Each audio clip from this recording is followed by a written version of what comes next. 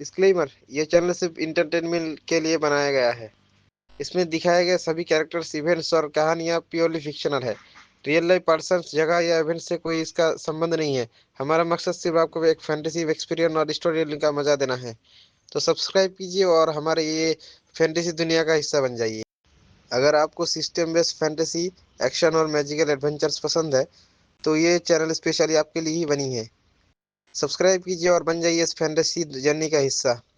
साधना जगत, ताइक्सुआन पवित्र भूमि। यहोवा पीक, आध्यात्मिक धुंध में लिपटा हुआ पर्वत 10,000 फैदम की ऊंचाई तक फैला हुआ था। क्यूई युआन, जिसे अभी अभी पवित्र भूमि दाव बालक के रूप में पुष्टि मिली थी, जल्दी से आकाश से नीचे उतरा और तेजी से अपने निवास की ओर चल पड़ा। रास्ते में पवित्र भूमि के सभी शिष्यों ने, जिन्होंने उन्हें देखा, एक तरफ हटकर सम्मानपूर्वक सिर झुकाया। नमस्कार दाव बालक। चियुआन रुका नहीं, उसने हाथ हिलाकर उनके अभिवादन को अस्वीकार कर दिया और फिर सीधे एक विशाल आलीशान अमर गुफा में घुस गया और प्रवेश द्वार को कसकर बंद कर दिया। कमरे में प्रवेश करने के बाद ही उसने राहत की सांस ली। एक विचार के साथ ही स्पष्ट रूप से दिखाई देने वाले छोटे अक्षरों की एक पंक्ति उसकी आंखों के सामने फिर से प्रकट हो गई। वेस्ट के काउंटर अटैक सिस्टम बाइंडिंग की प्रगति 99/100। अपशिष्ट का जवाबी हमला। इन 4 चमकते हुए अक्षरों को देखकर क्यूई युआन का चेहरा धीरे धीरे अजीब सा हो गया। उसे हल्का सा एहसास हुआ कि कुछ गड़बड़ है। अगले ही पल उसके दिमाग में अचानक एक ठंडी मशीनी आवाज गूंज उठी। डिंग, बंधन पूरा हुआ। होस्ट को बधाई हो, जिन्होंने अपशिष्ट की प्रति अटैक प्रणाली को जागृत किया है। ये प्रणाली होस्ट, जो एक अपशिष्ट है, को अपने शानदार जीवन को नया रूप देने और प्रति अटैक के मार्ग पर अग्रसर होने में मदद करेगी। क्यूई युआन स्तब्ध रह गया। इंतजार। उन्हें पुनर्जन्म लिए 4-5 साल हो चुके थे। हालांकि उनके पास स्वर्णिम शक्ति नहीं थी, फिर भी अपनी दिव्य आध्यात्मिक जड़ और जन्मजात शुद्ध यांग दाओ शरीर के बल पर उन्होंने ताइक्सुआन पवित्र भूमि में सुगम यात्रा की थी। 1 वर्ष में नींव की स्थापना, 3 वर्षों में मूल संरचना, और अब वह सम्मानित पवित्र भूमि दाव बालक भी था, जो भविष्य के संप्रदाय नेता का उम्मीदवार था। उसे किसी भी तरह से व्यर्थ नहीं माना जा सकता था। सिस्टम की आवाज गूंजती रही। तुम एक साधनाशील परिवार में पैदा हुए थे, लेकिन एक रखेल के बेटे होने और तुम्हारी तुच्छ आध्यात्मिक जड़ की कम योग्यता के कारण तुम्हें परिवार के भीतर तिरस्कार का सामना करना पड़ा। जब तक तुम दुष्ट सौतेली मां की साजिश का शिकार नहीं हो गए, तुम्हारी साधना शक्ति नष्ट नहीं हो गई और तुम्हें परिवार से निकाल नहीं दिया गया, तुम्हें अपनी बहन के साथ बाहर भटकने के लिए मजबूर होना पड़ा, कठिनाइयों को सहना पड़ा और दुनिया के दुखों का सामना करना पड़ा। अब 20 वर्ष से अधिक आयु के हो चुके हो, फिर भी तुमने कुछ हासिल नहीं किया है। तुम्हारी नाड़ियां पूरी तरह से नष्ट हो चुकी हैं। तुम सबसे बुनियादी साधना तकनीक का भी अभ्यास नहीं कर सकते। इसके बजाय तुम्हें एक खदान में मजदूर के रूप में काम करने के लिए मजबूर होना पड़ा है। क्या आप सचमुच इसे स्वीकार करने को तैयार हैं?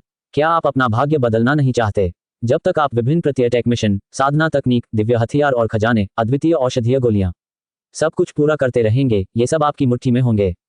सिस्टम ने बेहद तेजी से बात की और उसकी सामग्री अत्यधिक प्रेरक और गूढ़ जैसी प्रलोभन से भरी हुई थी। क्यूई युआन, जिसका मुंह थोड़ा खुला हुआ था और चेहरा भावहीन था, पूरी तरह से अचंभित था। क्या ये कचरे की आध्यात्मिक जड़ है? क्या देशांतर रेखाएं पूरी तरह नष्ट हो गईं? खेती करने में असमर्थ। अंततः क्यूई युआन ने प्रतिक्रिया दी और हंसते रोते हुए कहा, टोंगजी, लगता है तुमने कोई गलती कर दी है। तुमने जिन चीजों का वर्णन किया है, उनमें से कोई भी मेरे जीवन से मेल नहीं खाती। सत्यापन करने पर होस्ट की पहचान सही पाई गई है। नहीं, मैं अभी सिर्फ 21 साल का हूं और गोल्डन कोर पीक पर पहुंच चुका हूं। ताइक्सुआन पवित्र भूमि की युवा पीढ़ी में मैं निस्संदेह नंबर 1 हूं। प्रतिष्ठा के मामले में मैं केवल संप्रदाय के नेता और ग्रैंड एल्डर से ही नीचे हूं। मुझे पलटवार करने के लिए और क्या चाहिए? क्या मुझे विद्रोह शुरू कर देना चाहिए? सत्यापन करने पर होस्ट की पहचान सही पाई गई है। लानत है। ची युआन ने बेबसी से आह भरी और अपना माथा रगड़ा। डिंग, सूचना सत्यापन पूर्ण हो गया है। नौसिखिया उपहार पैक स्वचालित रूप से सिस्टम रिवॉर्ड स्पेस में जारी कर दिया गया है। होस्ट इसे किसी भी समय प्राप्त कर सकता है। उच्च श्रेणी की ची ऊर्जा संग्राहक की 10 गोलियां प्राप्त करने पर आपको बधाई। क्यूई शोधन चरण के लिए पर्पल सन 8 नामक प्रथम मूलभूत साधना तकनीक प्राप्त करने पर आपको हार्दिक बधाई। 300 निम्न श्रेणी के स्पिरिट स्टोन प्राप्त करने पर बधाई। अपने सामने रखे शानदार उपहारों को देखकर क्यूई युआन अनजाने में अपने होठों को कुछ बार हिलाने से खुद को रोक नहीं पाया। क्या ये नौसिखियों के लिए बना उपहार पैक कुछ ज्यादा ही नौसिखियों जैसा नहीं है? उच्च श्रेणी की क्यूई ऊर्जा एकत्र करने वाली गोली। पवित्र भूमि के संप्रदाय प्रमुख के एकांतवास के शिष्य के रूप में जब वे ऊर्जा शोधन की अवस्था में थे, तब भी वे सर्वोच्च श्रेणी की ऊर्जा संचयन की गोलियों का सेवन करते थे। उनकी औषधीय शक्ति 10 उच्च श्रेणी की गोलियों के बराबर अधिक शुद्ध और परिपूर्ण थी। वह आसानी से बैंगनी सूर्य कला जैसी प्रारंभिक साधना तकनीक की सैकड़ों प्रतियां तैयार कर सकता था। इनमें साधना के लिए और भी बेहतर गुप्त नियमावली शामिल थी, जिनमें विभिन्न वरिष्ठ विशेषज्ञों के अनुभव, टिप्पणियां और अंतर्दृष्टियां थीं। एंट्री लेवल पर्पल सन आर्ट को भूल जाए। उनके मौजूदा स्टोरेज ब्रेसलेट में पर्पल ची comes from the east art है, जो पर्पल सन आर्ट से कहीं बेहतर साधना तकनीक है और ये तकनीक के संस्थापक द्वारा व्यक्तिगत रूप से लिखित एक अनमोल संस्करण है।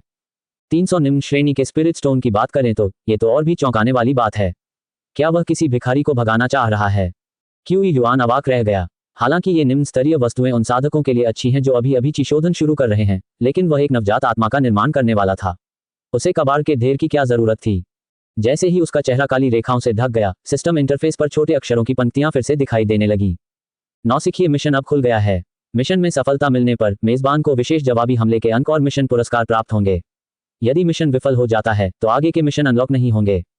नौसिखिया मिशन। भोजन और वस्त्र की समस्या को हल करने के लिए आप किंग्यून टाउन की खदान में हर दिन अथक परिश्रम करते हैं, लेकिन ब्लैक टाइगर गैंग द्वारा आप लगातार उत्पीड़ित और प्रताड़ित होते रहते हैं और आपकी अधिकांश आय सुरक्षा शुल्क में खर्च हो जाती है।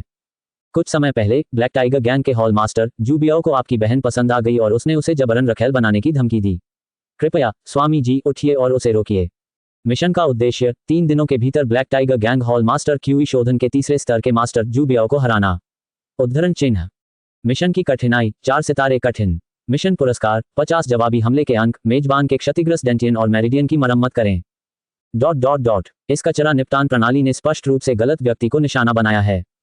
सिस्टम पैनल पर मौजूद भारी मात्रा में टेक्स्ट को घूरते हुए क्यूई युआन ने अनजाने में अपने होठों को कुछ बार फड़फड़ाने से खुद को रोक नहीं पाया। मिशन के पूरी तरह से बेमेल विवरण को एक तरफ रखते हुए वास्तव में उन्हें स्वर्ण कोर क्षेत्र पूर्णता पर स्थित पवित्र भूमि दाव के सम्मानित बालक को किसी गरीब दूरस्थ गांव में छिपे हुए black tiger gang hall master से निपटने के लिए कहा गया था। ये किस प्रकार का जवाबी हमला है। तथाकथित मिशन का इनाम तो और भी हास्यास्पद था। उसके डेंटियन और मेरिडियन एकदम मजबूत और पूरी तरह से दोषरहित थे। भला उसे उनकी मरम्मत की क्या जरूरत थी। वह नवजात आत्मा नैसेंट सोल में प्रवेश करने ही वाला था। उसे उस लानत ब्लैक टाइगर गैंग की परवाह करने का समय कहां से मिलेगा। किसी और को इसे संभालने दो, क्यूई युआन ने मन ही मन कोसते हुए कहा, और जैसे ही वह सिस्टम के इस मूर्खतापूर्ण मिशन को खारिज करने वाला था, वह अचानक रुक गया, क्योंकि उसने इंटरफेस के ऊपरी दाएं कोने में एक आभासी बटन देखा जिस पर पॉइंट्स मॉल लिखा हुआ था। चूंकि यह पहले से ही यहां मौजूद है तो क्यों न इस पर क्लिक करके एक नजर डाल लें। ये सोचते हुए क्यूई युआन ने अपना ध्यान केंद्रित किया और पॉइंट्स मॉल खोल दिया। स्विश। उसकी आंखों के सामने प्रकाश की एक चमक प्रकट हुई और स्वर्ग और पृथ्वी के खजानों का एक चकाचौंध भरा संग्रह उसकी दृष्टि में प्रदर्शित हो गया।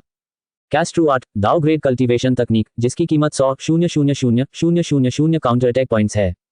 स्वर्ग द्वार खोलने वाली दिव्य कुल्हाड़ी जन्मजात ग्रैंडमिस्ट सर्वोच्च खजाना जिसकी कीमत 80,000,000 प्रति अटैक पॉइंट्स है। आगे चलकर वीरान पवित्र शरीर आदिम सच्चे ड्रैगन रक्तवंश सृजन सुधार स्वर्ग की गोली। एक के बाद एक दुर्लभ खजाने क्यूई युआन के सामने आश्चर्यजनक रूप से प्रदर्शित किए गए, जिससे उसकी आंखें चौड़ी हो गईं और उसकी सांसें थोड़ी तेज हो गईं। बकवास। कुत्ते वाली प्रणाली में वास्तव में कुछ अच्छी बातें हैं। ची युआन ने गहरी सांस ली और अपनी उत्तेजित भावनाओं को शांत किया। हालांकि यह तथाकथित अपशिष्ट प्रतिवाद प्रणाली बहुत भरोसेमंद नहीं थी, फिर भी यह स्वर्ग द्वारा प्रदत्त एक अवसर था।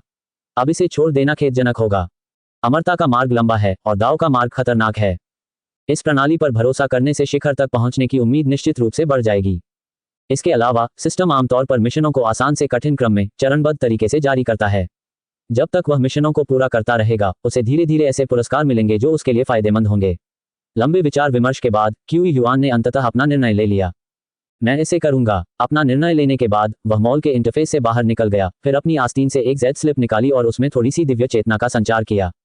इस जेड स्लिप में इस दुनिया का एक विस्तृत नक्शा था। साधना जगत का वह क्षेत्र जहां ताइक्सुआन पवित्र भूमि स्थित थी विशाल था और संप्रदाय जंगलों की तरह फैले हुए थे। यदि किंग्यून शहर बहुत दूर था तो वहां पहुंचने के लिए 3 दिन शायद पर्याप्त नहीं होते। अपनी दैवीय चेतना का उपयोग करते हुए क्यूई युआन ने शीघ्र ही किंग्यून टाउन के सटीक स्थान का पता लगा लिया। सौभाग्यवश किंग्यून कस्बा ताइक्सुआन पवित्र भूमि के प्रभाव क्षेत्र की परिधि पर स्थित था। हालांकि यह पवित्र भूमि के मूल क्षेत्र से 1,00,000 मील से भी अधिक दूर था, फिर भी वह पवित्र भूमि के भीतर स्थित टेलीपोर्टेशन एरे पर भरोसा करके केवल 1 दिन में वहां पहुंच सकता था।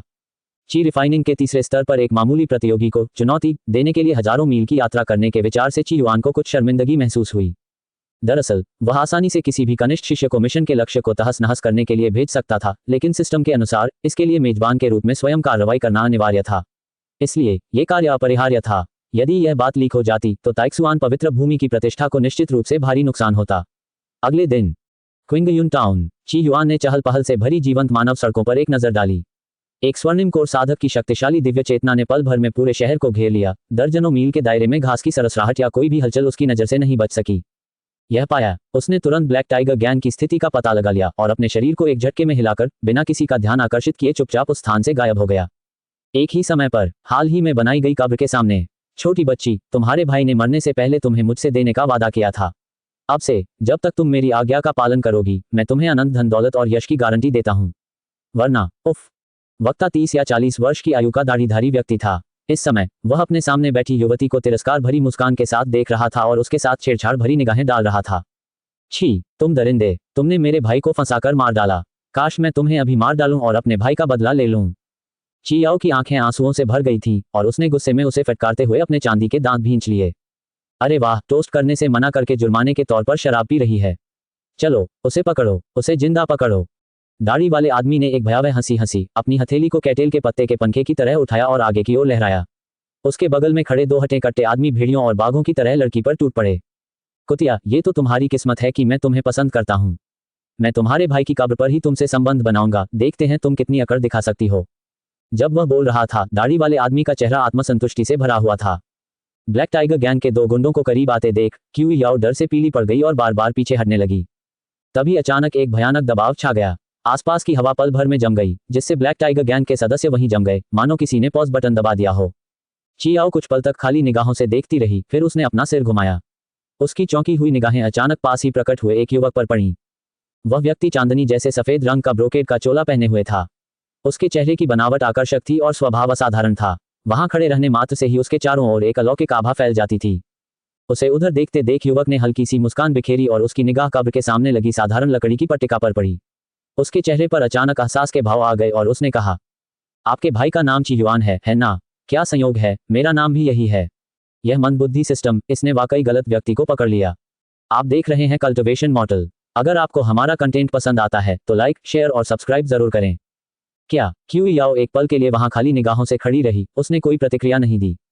पास ही में दाढ़ी वाले उस व्यक्ति को, जिसे मजबूती से बांध कर रखा गया था, ने मुश्किल से निगलते हुए कांपती हुई आवाज में पूछा, महामहिम, आप वास्तव में कौन हैं? इस रहस्यमय व्यक्ति के प्रकट होने के बाद आसपास की हवा मानो जम सी गई, जिससे उसके लिए थोड़ा सा भी संघर्ष करना असंभव हो गया, यहां तक कि बोलना भी बेहद मुश्किल हो गया। उसके दोनों अधीनस्थों की हालत तो और भी बदतर थी। उनके शरीर लोहे की तरह अकड़े हुए थे, एक अजीबोगरीब उछलने की मुद्रा में जमे हुए थे जो कुछ हद तक हास्यास्पद लग रही थी। इस समय दाढ़ी वाले व्यक्ति की बुद्धि चाहे कितनी भी मंद क्यों न हो, वह यह महसूस कर सकता था कि कुछ गड़बड़ है।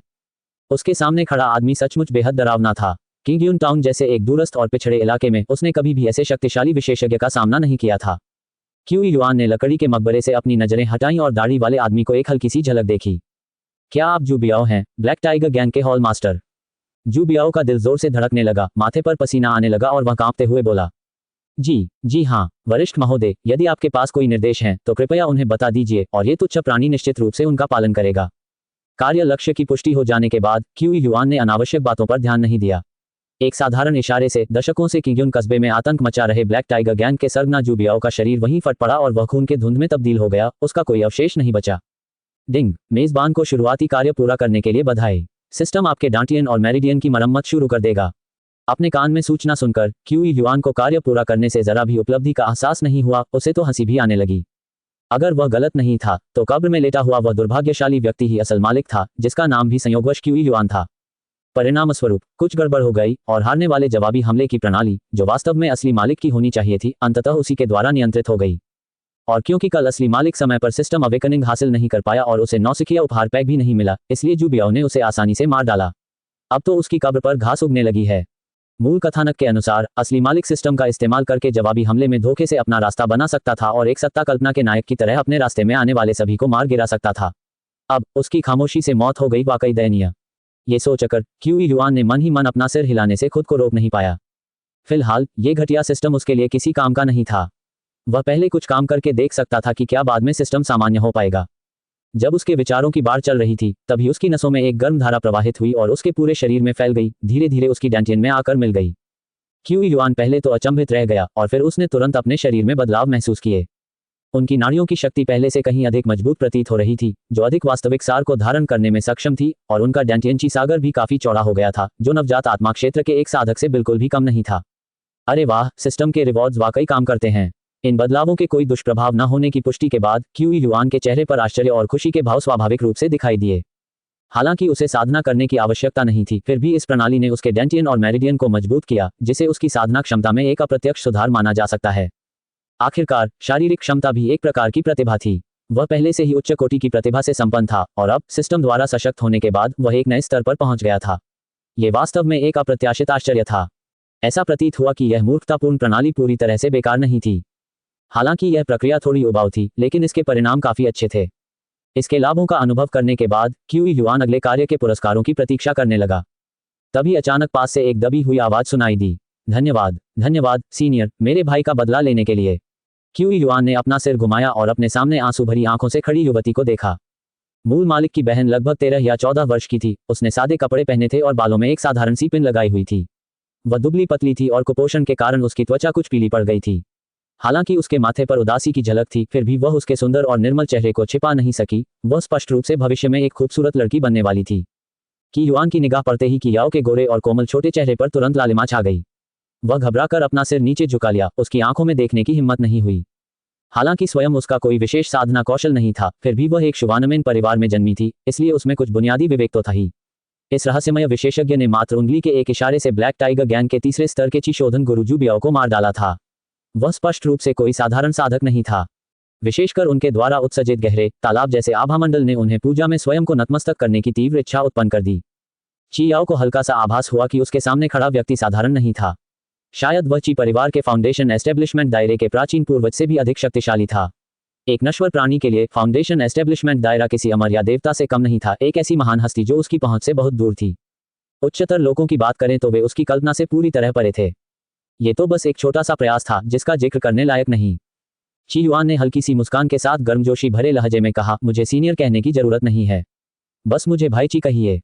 प्रत्येक सिस्टम की प्रकृति को देखते हुए मूल मालिक की बहन एक महत्वपूर्ण पात्र थी। भविष्य में निश्चित रूप से इस युवा लड़की से संबंधित सिस्टम कार्य होंगे। अभी से संबंध बनाना निश्चित रूप से सही कदम था। इसलिए जैसे ही उसने पुष्टि की कि मूल स्वामी पूरी तरह से मर चुका है, उसने क्यूई याओ को ताइक्सुआन पवित्र भूमि पर वापस ले जाने और उसे पूरी तरह से अपने नियंत्रण में लाने का फैसला किया। एक वरिष्ठ अधिकारी होने के नाते वह उन सभी कारकों से घृणा करता था जो उसके नियंत्रण से बाहर थे। ये सुनकर ची याओ थोड़ी अचंभित रह गई। एक पल हिचकिचाने के बाद उसने शर्माते हुए धीमी आवाज में कहा। उसकी आवाज मच्छर की भिनभिनाहट जितनी कोमल थी। भाई क्यूई, धन्यवाद। ची युआन ने सिर हिलाया और बड़ी सहजता से उन दो ब्लैक टाइगर गैंग के गुंडों से निपट लिया जो उसके गोल्डन कोर स्टेज के दबाव से बेहोश हो गए थे। उसकी हरकतें एकदम साफ और कुशल थीं, जरा भी हिचकिचाहट नहीं थी। वह भयंकर प्रतिस्पर्धा में अपनी विशिष्टता प्रदर्शित करने और पवित्र भूमि दाव बीज का पद हासिल करने में सक्षम रहा था। स्वाभाविक रूप से वह नर्म दिल वाला व्यक्ति नहीं था। सबसे कमजोर दुश्मन का सामना करते समय भी सतर्कता में जरा सी भी चूक बर्दाश्त नहीं की जा सकती थी। समस्याओं की जड़ को उखाड़ फेंकने से ही भविष्य की परेशानियों को हमेशा के लिए खत्म किया जा सकता है। तभी क्यूई युआन की आंखों के सामने सिस्टम इंटरफेस पर एक बार फिर कार्य संबंधी जानकारी प्रदर्शित हुई। नया कार्य, भागने का रास्ता, कठिनाई 4 सितारे। कार्य विवरण, एक रोमांचक और भीषण युद्ध के बाद आपने चिशोधन के तृतीय स्तर के ब्लैक टाइगर गैंग के हॉल मास्टर जू बियाओ को एक नश्वर प्राणी के रूप में पराजित किया और एक बार फिर साधना के मार्ग पर कदम रखा। हालांकि जू बियाओ की हत्या का आपका कृत्य ब्लैक टाइगर गैंग की ओर से एक उन्मादी प्रतिशोध को जन्म देने वाला है। कार्य का उद्देश्य, अपनी बहन ची याओ को लेकर किंग्युन कस्बे से भाग निकलें और ब्लैक टाइगर गिरोह के पीछा करने से बचें। उद्धरण चिन्ह। अतिरिक्त पुरस्कार शर्त, ब्लैक टाइगर गैंग के नेता टाइगर को समाप्त करें। क्यूई शोधन का 5वां स्तर। कार्य पुरस्कार 100 प्रति अटैक पॉइंट, 5 उच्च श्रेणी की ची ऊर्जा संचय करने वाली गोलियां, 200 निम्न श्रेणी के स्पिरिट स्टोन एपिफेनी फंक्शन को अनलॉक करें। अतिरिक्त पुरस्कार, मेजबान की बेहद कमजोर आध्यात्मिक मूल योग्यता में उचित सुधार करें। बाघ को खाने के लिए सुअ होने का नाटक करना नामक प्रतिभा प्राप्त करें। उद्धरण चिन्ह। जैसे जैसे वह सुनता गया, क्यूई युआन के चेहरे के भाव धीरे धीरे अजीब होते गए। ये बेवकूफ सिस्टम हमेशा की तरह गड़बड़ कर रहा था। स्पष्टतः उन निरर्थक कार्य विवरणों को नजरअंदाज करते हुए कार्य को पूरा करने की कुंजी कार्य उद्देश्य को प्राप्त करना था।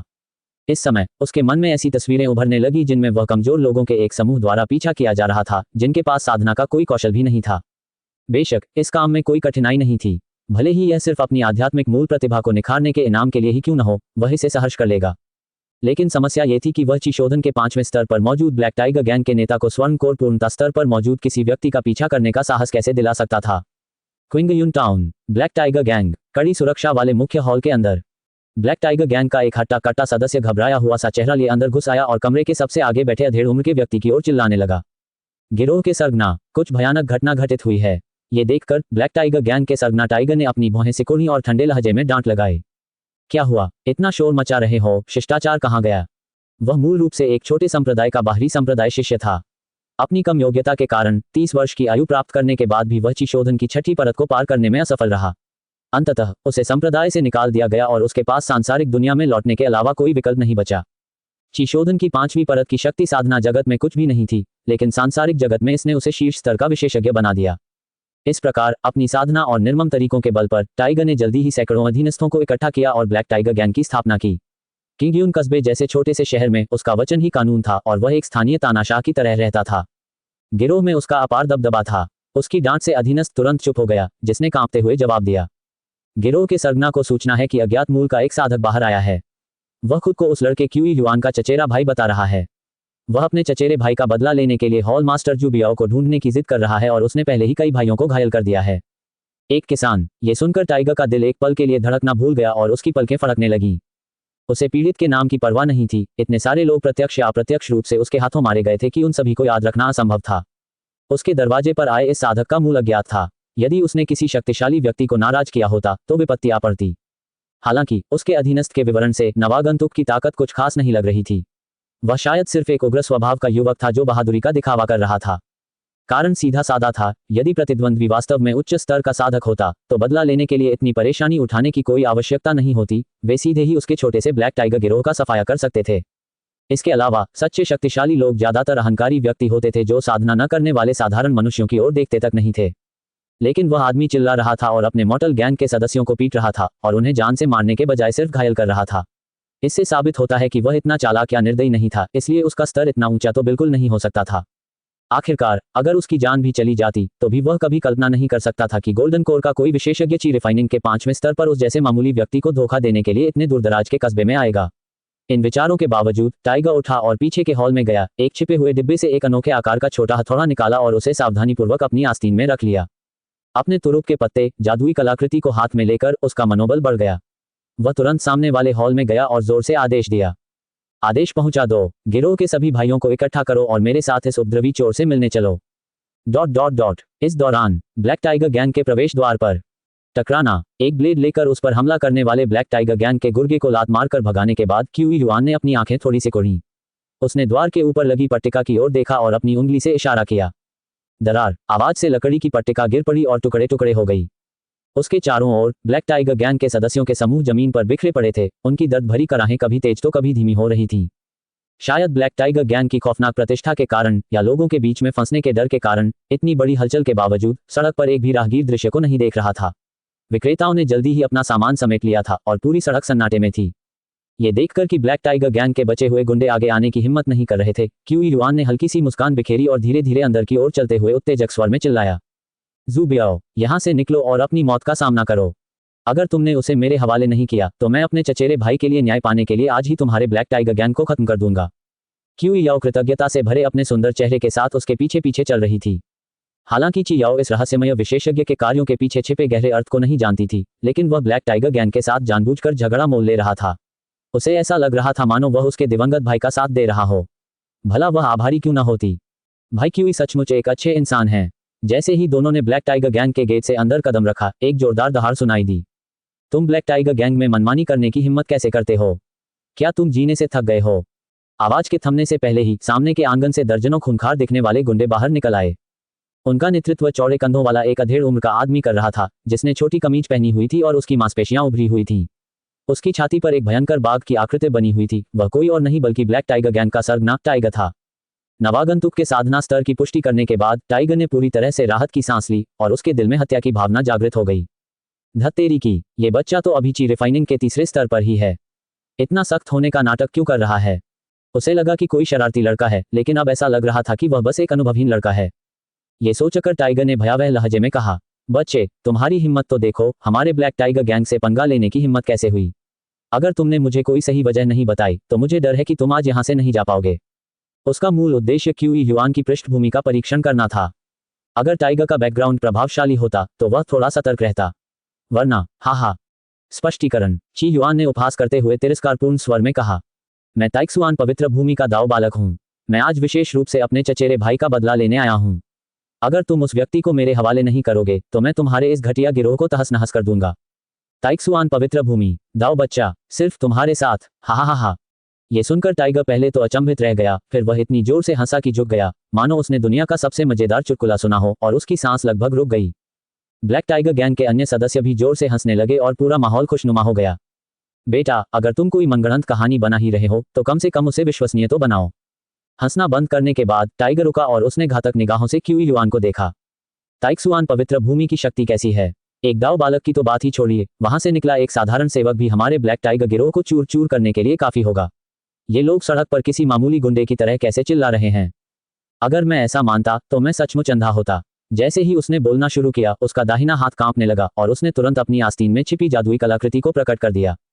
भाइयों, इसे पकड़ो, इस चोर को, जो पवित्र भूमि के दाव बालक होने का ढोंग कर रहा है, टुकड़े टुकड़े कर दो और उसे आंगन में फेंक दो ताकि कुत्ते उसे खा सकें। लेकिन उसके पीछे खड़ी उस नन्ही सी बच्ची की तस्वीर जरूर खींच लेना। मैं अभी बहुत गुस्से में हूं। धमाका। जैसे ही वह छोटा काला हथौड़ा उसकी हथेली से निकला, वह फैल गया और ची युआन जहां खड़ा था उस ओर जोर से जा गिरा। भाई ची, सावधान रहो। उसके बगल में ची याओ डर के मारे चिल्लाए और सहज रूप से ची युआन के करीब झुक गई। की युआन भयभीत प्रतीत हुआ। कुछ क्षणों के अचंभे के बाद उसने अनाड़ीपन से अपने वस्त्र से एक धूल से सना हुआ धूसर थैला निकाला और उसमें से शुद्ध लाल सोने से बनी एक छोटी ढाल निकालकर उसे सीधे अपने सामने रोक दिया। टकराना। अचानक एक धीमी सी टक्कर की आवाज सुनाई दी। जादुई कलाकृति बाग पर हुए हमले से वह छोटी ढाल से टकराकर हवा में उड़ गया और हमलावर ब्लैक टाइगर गिरोह के सदस्य भी बुरी तरह हिल गए और एक एक करके पीछे हट गए। ची युआन का शरीर कांप उठा और वह कई कदम पीछे लड़खड़ा गया। उसका चेहरा पीला पड़ गया था, उसके होंठों के कोने से खून की एक बूंद रिस रही थी और उसकी तृतीय स्तर की ची शोधन शक्ति काफी कमजोर हो गई थी। दौड़ना। फिर उसने ची याओ की आस्तीन पकड़ी और कस्बे के बाहरी इलाके की ओर घबराकर भागने लगा। इसमें कोई हैरानी की बात नहीं कि उसने यहां आने की हिम्मत की। पता चला कि इस बच्चे के पास भी एक अच्छी गुणवत्ता वाली जादुई कलाकृति है। ये देखकर टाइगर को आश्चर्य नहीं हुआ, बल्कि वह प्रसन्न हुआ। उसके हृदय में लालच भड़क उठा। जादुई कलाकृति का उपयोग करने से खर्च हुई सच्ची ऊर्जा को पुनः प्राप्त करने के लिए जल्दी करते हुए उसने अपने अधीनस्थों को चिल्लाकर प्रेरित किया। उसका पीछा करो। जो भी उस बच्चे को पकड़ेगा उसे इस गिरोह के सरगना द्वारा भारी इनाम दिया जाएगा। पलक झपकते ही पूरा ब्लैक टाइगर गैंग बाहर निकल आया। टाइगर के नेतृत्व में वे दोनों का पीछा करते हुए उस दिशा में दौड़ पड़े जिधर वे भागे थे। आप देख रहे हैं कल्टिवेशन मॉडल। अगर आपको हमारा कंटेंट पसंद आता है तो लाइक, शेयर और सब्सक्राइब जरूर करें। किंग यून कस्बे के बाहर। बस काफी है। क्यू युआन क्यू याओ को एक सुनसान पहाड़ी घाटी में ले गया, फिर रुक गया, अपने मुंह के कोने से खून के धब्बे पोंछे और भावहीन होकर उनके पीछे की दिशा में देखने लगा। यह मूर्खतापूर्ण व्यवस्था सचमुच हास्यास्पद है। दरअसल टाइगर को मारने के बोनस मिशन के अलावा मिशन के उद्देश्यों में दो प्रमुख बिंदु शामिल थे। सबसे पहले क्यू याओ को किंगयून टाउन से बाहर निकालें और दूसरा ब्लैक टाइगर गैंग के पीछा करने से बचें। इसका मतलब यह था कि अगर ब्लैक टाइगर गैंग उसका पीछा नहीं करता तो मिशन निश्चित रूप से विफल हो जाएगा। भले ही ब्लैक टाइगर गैंग का सरगना, जो ची शोधन के 5वें स्तर का साधक है, मूर्ख ही क्यों न हो, वह गोल्डन कोर साधक का पीछा नहीं करेगा।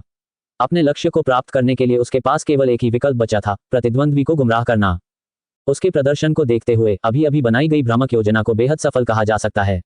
बाकी सब बातों को छोड़ दें तो एक मध्यम श्रेणी की जादुई कलाकृति हासिल करने के लिए भी ब्लैक टाइगर गैंग का सरगना टाइगर उसे कभी भागने नहीं देगा। लालच हमेशा सबसे बड़ी प्रेरक शक्ति होती है। उसे इस बात की बिल्कुल भी उम्मीद नहीं थी कि गोल्डन कोर परफेक्शन की स्थिति में भी उसे नश्वर प्राणियों द्वारा पीछा किए जाने का अनुभव करना पड़ सकता है। अगर गुरुजी को इसके बारे में पता चल गया तो शायद वे संप्रदाय को साफ करने आ जाएंगे। ये सोचकर क्यू युआन को कंपकंपी महसूस हुई। ये कुत्ते वाली प्रणाली उपयोगी साबित होनी चाहिए, अन्यथा इस दाओजी को भारी नुकसान उठाना पड़ेगा।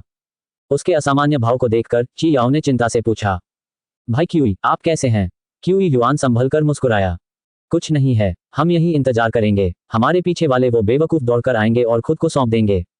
ब्लैक टाइगर गैंग को रास्ता भटकने से रोकने के लिए उसने सोच समझकर रास्ते में कई सुराग छोड़े थे। यहां तक कि एक मूर्ख सुअर भी इन सुरागों का पीछा करके इस जगह तक पहुंच सकता था। ये सुनकर क्यू याओ थोड़ी हैरान रह गई और एक पल के लिए स्थिति को समझ नहीं पाई। क्या उन्हें अभी भागना नहीं था? फिर यहां रुककर दुश्मनों का इंतजार करने की नौबत कैसे आ गई? मिल गए, देखते हैं इस बार तुम कहां भागोगे। इससे पहले कि वह कुछ और सोच पाती, अचानक उनके पीछे जंगल से एक जोरदार दहाड़ सुनाई दी। दर्जनों तगड़े आदमी लंबी लंबी तलवारें लिए हुए दौड़ पड़े और उन दोनों को घेर लिया। ब्लैक टाइगर गैंग का सरगना टाइगर अपनी जीत का भाषण देने ही वाला था कि तभी उसने अपने सामने खड़े व्यक्ति से आध्यात्मिक शक्ति की एक विशाल और प्रचंड लहर फूटते हुए देखी और एक शक्तिशाली आभा ने आकाश और पृथ्वी को भर दिया। ये टाइगर पल भर में हक्का बक्का रह गया। उसके चेहरे पर घमंडी भाव जम गया, जो काफी हास्यास्पद लग रहा था। अगले ही पल धमाका, एक भीषण गर्जना के साथ हिंसक आध्यात्मिक दबाव फैल गया। ब्लैक टाइगर गैंग के सदस्यों को चीखने का भी समय नहीं मिला और वे पल भर में खून से लथपथ धुंध में बदल गए और जमीन पर बिखर गए। डिंग, बधाई हो होस्ट, आपने मिशन पलायन का मार्ग सफलतापूर्वक पूरा कर लिया है। पुरस्कार 100 प्रति अटैक पॉइंट, 5 उच्च श्रेणी की ची ऊर्जा संचयन गोलियां, 200 निम्न श्रेणी के स्पिरिट स्टोन। ज्ञानोदय फंक्शन अब सक्रिय हो गया है। मेजबान प्रति अटैक पॉइंट्स की एक निश्चित मात्रा का उपयोग करके साधना तकनीकों को समझ सकता है, जिससे साधना तकनीकों में प्रगति प्राप्त होगी। ब्लैक टाइगर गैंग का सरगना टाइगर अब मर चुका है। होस्ट ने बोनस मिशन पूरा कर लिया है। इनाम, आध्यात्मिक जड़ को मजबूत करने का एक अवसर। मेजबान को बधाई हो, आपने शेर को खाने के लिए सुआ होने का नाटक करना की प्रतिभा प्राप्त कर ली है। मेजबान अपनी साधना और आध्यात्मिक मूल क्षमता को सक्रिय रूप से छिपा सकता है। जब तक साधना स्तर मेजबान के स्तर से 3 प्रमुख स्तरों से अधिक न हो, तब तक इसे देखा नहीं जा सकता। सिस्टम की आवाज बंद होते ही ची युआन ने अपने चारों ओर पहले से सक्रिय आध्यात्मिक ऊर्जा को और भी अधिक गतिशील महसूस किया। ऐसा लगा मानो पूरी दुनिया ने उसके लिए एक और परत खोल दी हो और उसके शरीर के भीतर का वास्तविक सार और भी शुद्ध हो गया, जो उसके हर आदेश का पालन कर रहा था। ज्ञान प्राप्ति के समान इस अनुभूति ने उन्हें पुनर्तः तरोताजा कर दिया। आत्मनिरीक्षण करने पर उनके ऊर्जा सागर में स्थित सर्वोच्च स्वर्णिक कोर और भी अधिक स्पष्ट और ताओ आकर्षण से परिपूर्ण हो गया। हर पल ये पुराने को बाहर निकाल रहा था और नए को आत्मसात कर रहा था, स्वर्ग और पृथ्वी के साथ संवाद कर रहा था। ऐसा प्रतीत होता था कि यह किसी भी समय मूल को तोड़कर एक शिशु का निर्माण करने में सक्षम है, जो पूर्ण रूपांतरण से गुजर रहा है। इस बार इनाम का वाकई चमत्कारिक प्रभाव हुआ है। ठीक होने के बाद क्यू युआन को जल्दी ही एहसास हुआ कि उसे कितना बड़ा सौभाग्य प्राप्त हुआ है और उसके चेहरे पर खुशी का भाव आ गया। उनकी दिव्य आध्यात्मिक मूल क्षमता इस दुनिया में पहले से ही शीर्ष स्तर की थी। अब सिस्टम की सहायता से यह एक और स्तर तक उन्नत हो गई थी। भले ही यह पौराणिक अमर आध्यात्मिक मूल के बराबर न हो, फिर भी उससे बहुत पीछे नहीं थी। इसका प्रभाव सचमुच अद्भुत था। अपनी आध्यात्मिक जड़ों को मजबूत करना उनके लिए एक बहुत बड़ा अवसर था। आखिरकार आध्यात्मिक मूल महान दाव की नींव है और किसी को भी बहुत अधिक साधना क्षमता होने से कोई आपत्ति नहीं होगी। न केवल साधना क्षमता, बल्कि शेर को खाने के लिए सुआ होने का नाटक करना की प्रतिभा भी बेहद उपयोगी है। ये सिर्फ दिखावे और दुश्मनों को सबक सिखाने के लिए एक जरूरी धारदार हथियार ही नहीं है, बल्कि दुश्मनों को पंगु बनाने, कमजोरी का नाटक करने और फिर सही मौके पर उन्हें चौंका देने के लिए भी इस्तेमाल किया जा सकता है। इस समय सिस्टम मूर्ख था या नहीं, यह उसके लिए अब मायने नहीं रखता था। इस बार के मिशन पुरस्कार ही उसके लिए आने वाले मिशनों के प्रति उत्साह जगाने के लिए काफी थे। काउंटर अटैक सिस्टम से यही उम्मीद थी। हालांकि यह बहरा और अंधा है, लेकिन इसके फायदे वास्तविक हैं। क्यू युआन ने खुशी से सोचा। आध्यात्मिक जड़ के रूपांतरण से मिले लाभों का आनंद लेने से पहले ही मायावी सिस्टम पैनल फिर से प्रकट हुआ, जिसमें एक नया मिशन प्रदर्शित हुआ। प्रतिघात, एक सहायक शिष्य से शुरुआत। क्यू युआन मिशन की विशिष्ट सामग्री को स्पष्ट रूप से देखने के बाद क्यू युआन के होंठ थोड़े से फड़क उठे और उसने चुपचाप सिस्टम के लिए अपनी अच्छी समीक्षा वापस ले ली। जैसे ही ची युआन का चेहरा काली रेखाओं से ढक गया, ची याओ भी अपने पिछले सदमे से उबर गई। उसकी निगाहें प्रशंसा से भरी हुई थीं और उसने धीरे से कहा, भाई क्यूई, आप सचमुच एक अच्छे इंसान हैं। आप न केवल अत्यधिक कुशल हैं, बल्कि सबसे महत्वपूर्ण बात यह है कि आपके पास एक दयालु हृदय है। शुरू में ची युआन के अभी अभी किए गए कार्यों को देखकर कुछ हद तक हैरान थी। अब कुछ सोचने के बाद उसे आखिरकार अपने सामने खड़े व्यक्ति के अच्छे इरादे समझ में आ गए।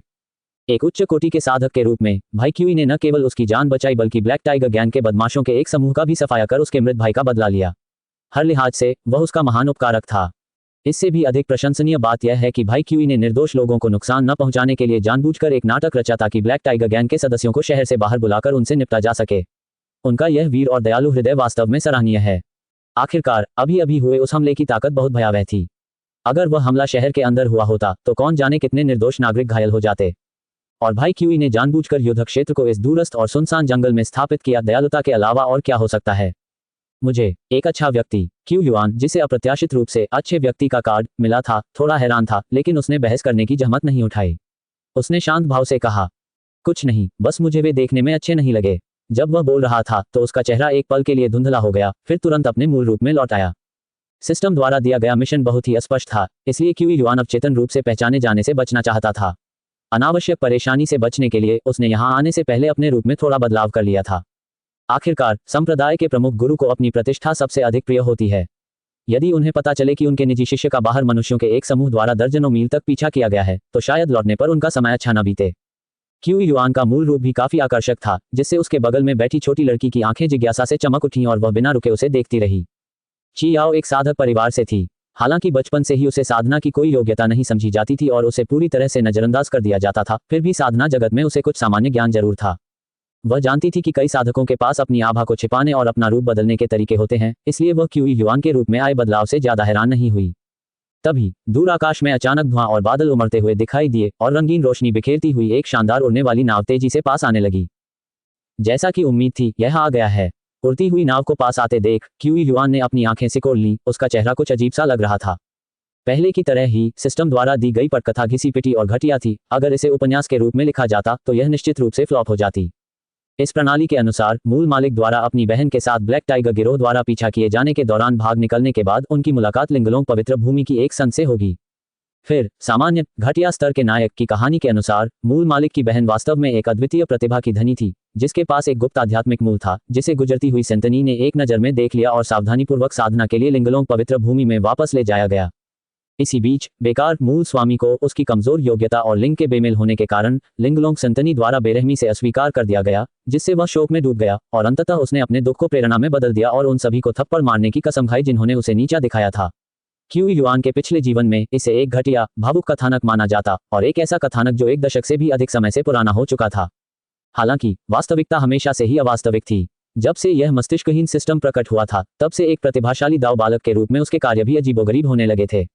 अफसोस, सिस्टम से मिलने वाले कई फायदों को देखते हुए वह इसे सिर्फ एक साधना के छोटे खेल की तरह ही समझेगा। वैसे भी सारा दिन साधना में डूबे रहना काफी उबाऊ होता है। जैसे ही क्यू युआन खुद को समझाने की कोशिश कर रहा था, उड़ने वाली नाव उन दोनों के सामने आ पहुंची।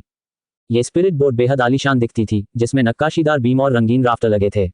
इसकी सतह पर घने हल्के सुनहरे पैटर्न बने थे, जो धीरे धीरे एक मजबूत रक्षात्मक संरचना का रूप ले रहे थे, और इसमें दिव्य चेतना को अवरुद्ध करने के लिए प्रतिबंध भी लगे थे, जिससे अंदर के दृश्य को देखना मुश्किल हो जाता था। अगले ही पल दरवाजे खुले और असाधारण आभा वाले पुरुषों और महिलाओं का एक समूह बाहर निकला। सबसे आगे एक युवा साधक चल रहा था, जिसके बाल ऊंचे दाववादी जूड़े में बंधे थे और चेहरे पर धार्मिकता का भाव था। उसका चौड़ा चेहरा, बड़े कान, भरा हुआ माथा और घनी सीधी भौहें थीं, जो प्राचीन और वीर गरिमा का आभास कराती थीं। दूसरे शब्दों में कहें तो वह दिखने में अद्वितीय बदसूरत था। उनके पीछे पीछे अत्यंत सुंदर और अद्वितीय सौंदर्य की एक महिला चल रही थी। उस महिला ने जल नीले रंग की नियॉन ड्रेस पहनी थी और कमर पर जैद सफेद रेशमी कमरबंद बांधा हुआ था।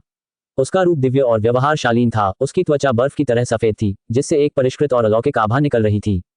जैसे कोई चंद्र महल की परी 9 स्वर्गों से नश्वर संसार में उतरती है, वह शीतल, पवित्र और संसार की धूल से अछूती थी। उनकी उपस्थिति में अन्य महिला साधिकाएं, जो मूल रूप से काफी सुंदर थीं, उनकी तुलना में फीकी पड़ गईं और पूरी तरह से सहायक भूमिकाओं तक सीमित हो गईं। छोटे भाई क्यूई, आप यहाँ क्यों हैं? कि युआन को देखते ही नए आए लोगों में से एकमात्र पुरुष साधक ने सबसे पहले पूछा। उसके चेहरे पर भ्रम के भाव थे। ये पुरुष साधक कोई और नहीं बल्कि क्यूई युआन का साथी शिष्य लू चांगफेंग था, जो ताइक्सुआन पवित्र भूमि के संप्रदाय के गुरु का प्रथम सच्चा शिष्य था। और उनके बगल में खड़ी अद्वितीय सुंदरता कोई और नहीं बल्कि समकालीन लिंगलोंग संत शियाओ युएनी थी। जियाओ युएनी लिंगलोंग पवित्र भूमि की प्रतिनिधि थी, जो विशेष रूप से दाओ बालक दीक्षांत समारोह में भाग लेने आई थी। समारोह समाप्त होने के बाद वह ताइक्सुआन पवित्र भूमि से अपने संप्रदाय में लौटने के लिए रवाना हुई और संयोगवश किंग्युन कस्बे से गुजरी। लू चांगफेंग की तुलना में जियाओ युएनी का ध्यान अब क्यूई युआन के पीछे खड़ी नश्वर लड़की पर केंद्रित था और उसकी खूबसूरत आंखों में रुचि का भाव दिखाई दे रहा था। ची युआन ने हल्की सी मुस्कान के साथ समझाया, तो ये हैं सीनियर ब्रदर लू और फेरी शियाओ। मैं भी संयोगवश यहीं से गुजर रहा था और मुझे दुष्टों का एक समूह मिला जो गंभीर पाप कर रहे थे और इलाके में आतंक फैला रहे थे। मैं खुद को रोक नहीं पाया और ब्लैक टाइगर गैंग को नष्ट करने के लिए आगे आया और इस प्रक्रिया में इस नश्वर लड़की की जान बचा ली। चियाओ पहली बार इतनी सारी आकर्षक और खूबसूरत साधिकाओं का सामना कर रही थी। चियुआन द्वारा उसका जिक्र सुनते ही वह घबराकर तुरंत अपने कपड़ों का कोना पकड़ लिया, मानो अपना सिर अपनी छाती में छिपाना चाहती हो, और बेहद बेचैन दिख रही थी। तो बात कुछ ऐसी है, बस कुछ बदसूरत चींटियों का झुंड, उन्हें मारना कोई बड़ी बात नहीं है। चियुआन की व्याख्या सुनकर लू चांगफेंग ने सिर हिलाया और लापरवाही से मामले को टाल दिया। फिर उसने अपनी नजरें वापस शियाओ युएनी की ओर घुमाई और धीरे से कहा, परी शियाओ चून की अभी अभी जादुई शक्ति में जो उतार चढ़ाव आया वह छोटे भाई क्यूई की वजह से था, इसलिए चलिए हम अपनी यात्रा जारी रखें। मैं आपको थोड़ी दूर तक साथ ले चलता हूँ। उनके शब्दों में चाटुकारिता का अनियंत्रित स्वर था। क्यूई युआन को घृणा की लहर महसूस हुई। रुको, ये जगह ताइशुआन पवित्र भूमि के पर्वतीय द्वार से 1 लाख मील से भी अधिक दूर है। किसी अतिथि को इतनी दूर तक ले जाना पहले से ही हास्यास्पद है और तुम तो आगे भी जाना चाहते हो। हालांकि लू चांगफेंग के अगले शब्दों ने उसे और भी चौंका दिया। परी शियाओ, लिंगलोंग पवित्र भूमि की यात्रा लंबी है और कुछ क्षेत्रों में राक्षसी पद के दुष्ट उत्पात मचा रहे हैं। आप जैसी महिलाओं के समूह को रास्ते में खतरा हो सकता है। अगर आपको ठीक लगे तो क्यों ना मैं आपके साथ चलकर आपके संप्रदाय में आपकी सुरक्षित वापसी सुनिश्चित करूं। क्यूई युआन स्तब्ध रह गया। हालांकि उसने सुना था कि लू चांगफेंग के मन में लिंगलोंग संत के लिए भावनाएं हैं, लेकिन उसे यह उम्मीद नहीं थी कि वह इस हद तक गहराई से समर्पित होगा। ये लड़का तो बिल्कुल ही दीवाना है।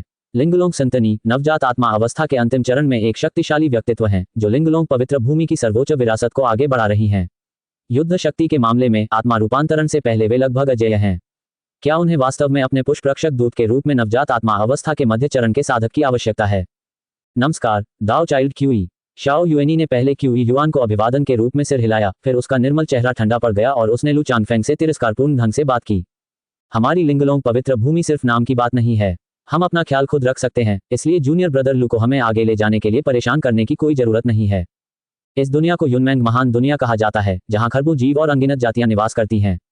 इसका क्षेत्रफल विशाल और असीम है और मानव जाति इसके एक छोटे से कोने में ही रहती है। मानव जाति में उन कुछ राक्षसी पद संप्रदायों को छोड़कर जिन्हें दुनिया बर्दाश्त नहीं करती और जो गुप्त रूप से कार्य करते हैं, अन्य सभी साधना शक्तियां 7 महान पवित्र भूमियों का सम्मान करती हैं। 7 महान पवित्र भूमियों में से एक होने के नाते लिंगलोंग पवित्र भूमि में भले ही केवल महिला साधिकाएं ही हों, लेकिन इसका लंबा इतिहास और गहरी नींव है और इस पर एक से अधिक महायान पूर्वजों का आधिपत्य रहा है। ये ताइशुआन पवित्र भूमि से किसी भी प्रकार से कमतर नहीं है।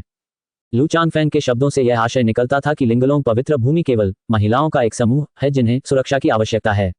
शियाओ युएनी पहले से ही अपना आपा खोने से खुद को काफी हद तक बचा रही थी, इसलिए स्वाभाविक रूप से वह उसे कोई रियायत नहीं देगी। बोलने के बाद जियाओ युएनी ने उसकी बात अनसुनी कर दी और बड़े सलीके से कदम बढ़ाते हुए सीधे क्यूई युआन के सामने आकर गंभीरता से बोली, दाओ चाइल्ड ची, सच कहूं तो आपके पीछे खड़ी इस छोटी बच्ची का शरीर विशेष है और उसके पास एक बहुत ही दुर्लभ गुप्त आध्यात्मिक जड़ है जो हमारे लिंगलोंग पवित्र भूमि की एक विरासत से मेल खाती है। क्या आप मुझ पर एक कृपा कर सकते हैं और उसे लिंगलोंग पवित्र भूमि में शामिल होने दे सकते हैं? यदि आप सहमत हैं तो इसे मेरे द्वारा आप पर किया गया एक एहसान समझें और मैं निश्चित रूप से भविष्य में आपको इसका बदला चुकाऊंगा। ये सुनकर क्यूई युआन का दिल एक पल के लिए रुक गया। जैसा कि अपेक्षित था, ठीक उसी तरह जैसे सिस्टम ने वर्णन किया था, लिंगलोंग संत ने क्यूई याओ की छिपी हुई प्रतिभा का पता लगा लिया और वह चाहती थी कि वह लिंगलोंग पवित्र भूमि में शामिल हो जाए। ऐसा प्रतीत होता था कि मुख्य नायक से संबंधित हिस्से तो पूरी तरह से गलत थे, लेकिन अन्य लोगों के बारे में जानकारी सही थी। क्यूई युआन को चुप देखकर लू चांगफेंग का मुंह खुला रह गया और उसकी आंखें लगभग बाहर निकल आईं। ये लिंगलोंग संत की कृपा है। क्या तुम सच में हिचकिचा रहे हो? अगर मैं होता तो शायद सपने में हंसते हुए जागता। ये सोचते ही लू चांगफेंग की निगाहें ची युआन की ओर ईर्ष्या, जलन और नफरत से भर गईं। वह चाहता था कि काश वह उस आदमी का गला घोंटकर उसकी जगह ले लेता। यहां तक कि जब क्यूई युआन ने पहले उससे दाओ चाइल्ड का पद छीन लिया था, तब भी वह उतना क्रोधित नहीं हुआ था जितना कि वह अब था। एक क्षण के लिए लू चांगफेंग गहरे आंतरिक संघर्ष में डूब गया। वह चाहता था कि क्यूई युआन इनकार कर देता कि वह लिंगलोंग संत को पूरी तरह से नाराज कर दे और उन्हें अपने गुणों की याद दिला दे, फिर भी उसे अपनी देवी के चेहरे पर निराशा का भाव देखने से डर लग रहा था।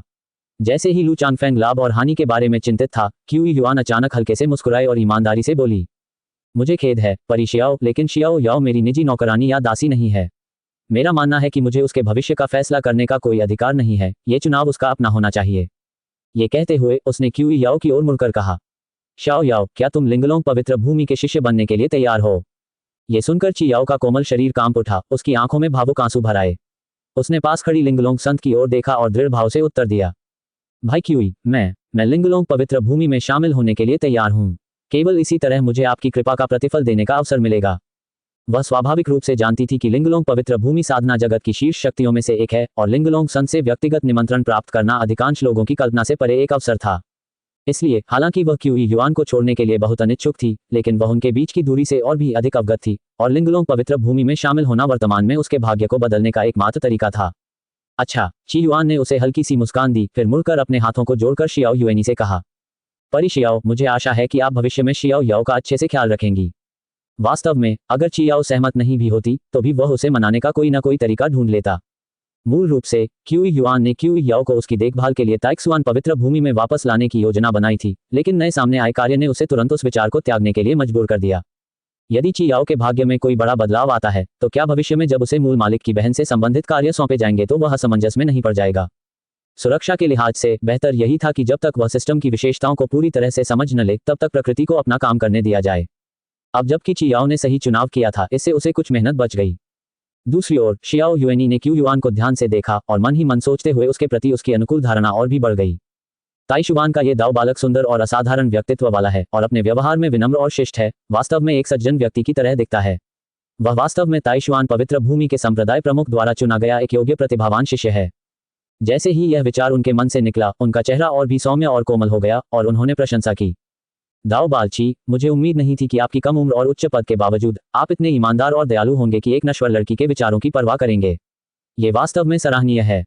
निश्चिंत रहें, जब तक मैं यहाँ हूँ लिंगलोंग पवित्र भूमि उसके साथ कभी दुर्व्यवहार नहीं करेगी। इसके साथ ही उसने क्यूई युआन को एक खूबसूरत मुस्कान दी, मानो पहली बार खिले फूल हों। उसकी वसंत जैसी आंखें पानी की लहरों की तरह लहरा रही थीं, जो बेहद मनमोहक और परिपूर्ण थीं। ची युआन के व्यापक अनुभव के बावजूद वह क्षण भर के लिए स्तब्ध रह गया और मन ही मन सोचने लगा। इसमें कोई आश्चर्य नहीं कि लिंगलोंग संत को कई दखलंदाजों द्वारा धर्म के मार्ग की सर्वोपरि सुंदरता के रूप में सराहा जाता है। मानसिक दृढ़ता के बिना कोई वास्तव में इसका सामना नहीं कर सकता। वह मुस्कुराए। शाओ युएनी की फूल जैसी मुस्कान देखकर लू चांगफेंग पूरी तरह से स्तब्ध रह गया। उसके चेहरे पर मोह के भाव साफ झलक रहे थे। न केवल शियाओ युएनी बल्कि लिंगलोंग पवित्र भूमि की अन्य महिला साधिकाओं ने भी क्यू युआन की ओर अपनी निगाहें डाली। उनके भावों में सम्मान स्पष्ट रूप से झलक रहा था। दाओ चाइल्ड ची, इस मामले को सुलझाने के लिए आपका धन्यवाद। युएनी भविष्य में निश्चित रूप से आपको उदार पुरस्कार देगी। संक्षिप्त शिष्टाचार के आदान प्रदान के बाद लिंगलोंग पवित्र भूमि की महिलाएं कुछ हद तक अनिच्छुक क्यू याओ के साथ चली गईं और लू चांगफेंग को पूरी तरह से नजरअंदाज कर दिया, जो वहां स्तब्ध खड़ा था। वरिष्ठ भाई लू, अगर और कोई विकल्प न हो तो मैं पहले संप्रदाय में वापस जाऊंगा। ये देखकर क्यू युआन ने अपना सिर हिलाया और स्वयं ही अलविदा कहने की पहल की। काफी देर बाद लू चांगफेंग आखिरकार होश में आया। उसने अपना माथा जोर से पीटा और बड़े अफसोस के साथ कहा, हाँ बिल्कुल सही, मेरे जैसे एक वयस्क व्यक्ति का उनके रीड फ्लावर ट्रेजर बोट में शामिल होना वाकई अनुचित है। इसीलिए तो परिशियाओं ने मेरी दया स्वीकार नहीं की। ऐसे में मैं परिशियाओं की सुरक्षा सुनिश्चित करने के लिए चुपके से उनका पीछा करूंगा। छोटे भाई, आप खुद वापस चले जाए। खुद से कुछ बुदबुदाने के बाद उसने जरा भी संकोच नहीं किया, तुरंत उछलकर एक खास तकनीक का इस्तेमाल करते हुए पीछा करना शुरू कर दिया। बकवास। क्यू युआन अचंभित रह गया। आमतौर पर उसका बड़ा भाई लू चांगफेंग काफी सामान्य था और उसकी प्रतिभा भी उससे कम नहीं थी। उसने उससे इस तरह के विलक्षण स्वभाव की उम्मीद नहीं की थी। इस क्षण उसे अंततः समझ में आया कि उसके गुरु ने लू चांगफेंग को क्यों छोड़ दिया था और उसे दाव बालक के रूप में क्यों चुना था। ये तो बिल्कुल ही घटिया हरकत है। अगर ये लू चांगफेंग सचमुच संप्रदाय प्रमुख के पद पर आसीन हो गया तो वह शायद पूरे ताइशुआन पवित्र भूमि को समेटकर दान कर देगा। ताइक्सुआन पवित्र भूमि। आकाश ऊंचा और विशाल था, बादल और धुंध शानदार थे। अत्यंत सघन आध्यात्मिक ऊर्जा धुंध के गुच्छों में एकत्रित होकर विशाल ताइक्सुआन पवित्र भूमि को घेर लिया। पहाड़ ऊंचे ऊंचे थे, बड़ी संख्या में मंडप खड़े थे और अनगिनत दुर्लभ और विदेशी जानवर सर पर दौड़ रहे थे और उड़ रहे थे। वास्तव में ये किसी अमर व्यक्ति के घर का एक भव्य दृश्य था। चियुआन कोहरे और बादलों पर कदम रखते हुए उड़ता हुआ आगे बढ़ा और संप्रदाय की भव्य संरचना को तेजी से पार करते हुए एक असाधारण रूप से राजसी पर्वत शिखर की ओर बढ़ गया। वह चोटी आसपास के पहाड़ों से स्पष्ट रूप से एक सिर ऊंची थी, शांत और सुरुचिपूर्ण, घनी आध्यात्मिक ऊर्जा से भरपूर। ये पवित्र भूमि दाव बालक की अनन्य अमर गुफा यहोवा चोटी थी। यहोवा शिखर एक विशाल क्षेत्र में फैला हुआ था, जिसमें प्रतिबंधों की परतें और विभिन्न प्रकार की संरचनाएं थीं जो विशेष रूप से उसकी साधना में सहायता करने के लिए डिजाइन की गई थीं। इन संरचनाओं को बनाए रखने के लिए हर पल बड़ी मात्रा में स्पिरिट स्टोन का उपभोग होता था। प्रतिदिन उपभोग किए जाने वाले संसाधन एक धनी गोल्डन कोर कल्टीवेटर को पूरी तरह से दिवालिया करने के लिए पर्याप्त थे। महाशक्ति के दाव चाइल्ड के साथ ऐसा ही श्रेष्ठ व्यवहार किया जाता था।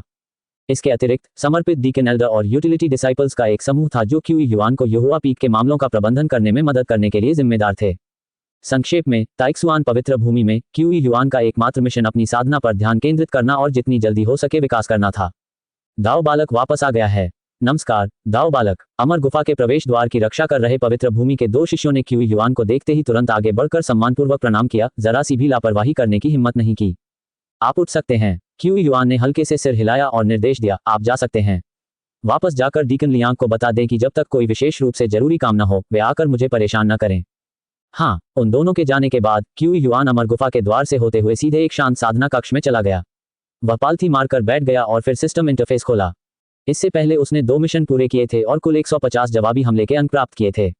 इन कुछ जवाबी हमले के अंकों को मॉल में किसी भी मूल्यवान वस्तु के बदले नहीं बदला जा सकता था, लेकिन इनका उपयोग हाल ही में अनलॉक किए गए एपिफेनी फंक्शन का परीक्षण करने के लिए किया जा सकता था। Open epiphany function. ची युआन के एक विचार के साथ ही उसके मन में साधना तकनीकों की एक श्रृंखला तुरंत प्रकट हो गई। ताइक्सुआन्स ग्रोटो स्प्लेंडर का jade record, cloud ferment sword classic, लोटियन spirit refining incantation, Tai star seizing hand. ये 4 साधना तकनीकें और दिव्य क्षमताएं थीं जिनका वह वर्तमान में अभ्यास कर रहा था, जिनमें से प्रत्येक ताइक्सुआन पवित्र भूमि की शीर्ष स्तरीय विरासत थी। कुछ क्षण सोचने के बाद उसने अपने विचारों को एकत्रित किया और मन ही मन यह मंत्र दोहराया। एपिफेनी, ताइक्सुआन की गुफा की भव्यता का जेड रिकॉर्ड। ताइक्सुआन की गुफा की भव्यता का जेड रिकॉर्ड उनकी वर्तमान प्राथमिक साधना तकनीक थी, जो उनके मार्ग की नींव के रूप में कार्य करती थी, इसलिए इसे बढ़ाने के लिए स्वाभाविक रूप से प्राथमिकता दी गई। जैसे ही यह विचार मन में आया, ची युआन तुरंत एक रहस्यमय ज्ञानोदय अवस्था में लीन हो गया। उसकी आंखों के सामने का दृश्य धुंधला और अस्पष्ट हो गया और महान दाव के सिद्धांतों के दृश्य ज्वार की तरह उसकी ओर उमड़ पड़े। कई कठिन समस्याएं जिनका हल वह सामान्य दिनों में नहीं निकाल पाता था, इस अवस्था में हल हो जाती थीं, मानो उसे अचानक ज्ञान प्राप्त हो गया हो, प्रकाश दिखाई दे गया हो। यह अनुभव अद्भुत था, जिससे उसे पूरे शरीर में सहजता का एहसास हुआ, मानो वह नशे में हो। जैसे ही क्यू युआन इसमें लीन हुआ, वह अचानक कांप उठा और ज्ञानोदय की अवस्था से तुरंत जाग गया। हालांकि बीच में ही ज्ञानोदय का रुक जाना थोड़ा अप्रिय था, लेकिन यह एक तरह का सदमा और विस्मयकारी अनुभव था। 150 प्रति अटैक पॉइंट से एपिफेनी अवस्था को आधे सांस से भी कम समय तक बनाए रखा जा सका, लेकिन इसका प्रभाव भयावह था। वास्तव में इसने उसे नेसेंट सोल चरण तक पहुंचने से पहले सबसे महत्वपूर्ण बाधा को पार करने में मदद की। क्योंकि उनकी प्रगति पहले बहुत तेज थी, इसलिए उनकी दाव की नींव कुछ हद तक अस्थिर थी और स्वर्ग और पृथ्वी के महान दाव के बारे में उनकी समझ थोड़ी अपर्याप्त थी। एक नवजात आत्मा को पूर्ण रूप से विकसित करने के लिए उन्हें अभी भी लंबे समय तक साधना की आवश्यकता थी। उन्हें इस बात की उम्मीद नहीं थी कि ज्ञानोदय की यह महज आधी सांस उन्हें इतना लाभ पहुंचाएगी जिससे कम से कम 1 साल की कठिन साधना बच जाएगी। अपनी आध्यात्मिक मूल क्षमता में पहले से हुई वृद्धि के साथ क्यूई युआन को अब थोड़े समय में ही नवजात आत्मा क्षेत्र में प्रवेश करने का प्रयास करने का पूरा भरोसा था। ताइक्सुआन की गुफा की भव्यता का जैड अभिलेख एक गहन साधना तकनीक थी जो सीधे सच्चे अमर के महान मार्ग की ओर इशारा करती थी। ये ताइक्सुआन पवित्र भूमि का एक गुप्त ग्रंथ था जिसे संप्रदाय के मुखिया द्वारा स्वयं सिखाए बिना कोई नहीं सीख सकता था। किसी साधक के आध्यात्मिक उत्थान से पहले उन्हें 9 प्रमुख लोकों से गुजरना पड़ता है: चिशोधन, नींव स्थापना, स्वर्णिम कोर, नवजात आत्मा, आत्मा रूपांतरण, शून्य शोधन, हैडव लोक, कष्ट भोगना और महायान। एक नवोदित आत्मा साधक स्वर्ग और पृथ्वी की शक्ति को संगठित कर सकता है। उसका जीवन काल 1000 वर्ष से अधिक होता है और उसे सच्चा भगवान कहा जा सकता है। ताइक्सुआन पवित्र भूमि में भी नवोदित आत्मा साधकों को मुख्य युद्ध शक्ति माना जाता है, जो आंतरिक संप्रदाय में विभिन्न शिखरों के डीकन या एल्डर के रूप में सेवा करने के योग्य होते हैं। और दाव बालक होने के नाते क्यूई युआन को न केवल नवजात आत्मा में प्रवेश करना था, बल्कि एक उच्च गुणवत्ता वाली नवजात आत्मा का संघनन भी करना था, अन्यथा यह एक विफलता होगी। इसलिए किसी भी गलती के डर से वह पहले नवजात आत्मा को संघनित करने में बेहद सतर्क था। अब इस प्रणाली के साथ इसे एक अप्रत्याशित सहायता माना जा सकता है। ये सोचते हुए उसने अपने विचारों को एकत्रित किया और चुपचाप मिशन पैनल की ओर देखा। लिंगलोंग संत की असाधारण सुंदरता और उनके ठंडे निर्मम शब्द लंबे समय तक आपके मन में गूंजते रहते हैं। आप खुद को संभालने का फैसला करते हैं।